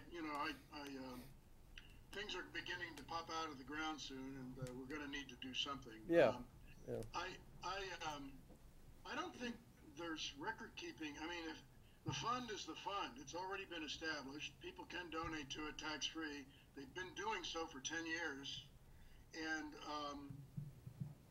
all we do is normally the town accountant keeps a tally about what's in there and what's been spent. So I think if we have someone that is the doorkeeper, the gatekeeper on the spending, and I would propose that would be Tim, and that he would assure that, she'll request $300 for X, and he'll say, well, we have $350 in the fund, so you can have $300, but you only have $50 left. I mean, that seems to me to be pretty much the extent of a monthly accounting of what's there to spend and what's not to spend. So it worked. The only reason it didn't work well before was because Sabrina would go out and commit to spending before she knew she had any money available. Right. And then she'd come back to Larry Barton and say, hey, Larry, I just got this bill from the mosquito for $300. Would you please have somebody pay it? Right. And there was $200 left in the account. Right. So that's the kind of pickle we got into. It was that there just wasn't any. I mean, there wasn't any control over her. So what's going to change that? Right. There's still not going to be any control. But by the same token, I don't think we can forget that for 10 years she raised over $100,000 and spent $100,000 to create 120. and design and implement and maintain the park for 10 years. I mean, that was quite an accomplishment. Well, I would like to not make. I would like to think on the options that you gave and have it on the agenda for next one. Yeah, we'll pop it on. Do we still have a copy of the letter that the committee wrote to us for Somewhere, yeah. somewhere? I'm sure Jen can dig it up. I would love for that, to be able to reread that Yeah. at this point. Plus, As well. Tim, could you redistribute those 4 options too, please? Sure, In the yeah, interim? I've got your, yep. What I would propose as an amendment, or propose to do next time we meet, was move that the Center Park Standing Committee be disbanded effective each day, and that the founder, Sabrina, be given temporary authority to raise and expend monies from the Center Park Fund at the approval, or as approved by the town administrator. And Tim and I have discussed this. So that's what I would be prepared to move next time. Okay. And just so you know, what I think would be probably the least controversial and least exposure and least risk way of doing this, yet attempting to maintain the park the way it's been. Okay. All right. Thanks, Gary. That's all I have. That's it? Yeah. You're the furthest away and you have the most reports. Well done. So now we've got, now we've got the minutes from February 26th. So Go ahead. I would like to request another extension. I went through this and I have some fairly significant edits that I'd like to make. Okay. All right. But I don't want to just throw them out here for everybody to look. I think I'd like to send them to Jen and have her send them out. Yeah, that's easy. Okay. But they're fairly significant. Okay. All right then. So Hunting if everybody again. is okay, Yeah, I'd that's like to fine. not vote on those tonight. No, that's fine. All right. If I may, I would like to just note one thing on the minutes. In the section where we're talking about the approval for funding for housing coordinator, I believe we state that we have agreement from Tim and from council and from COA for how we handle it. I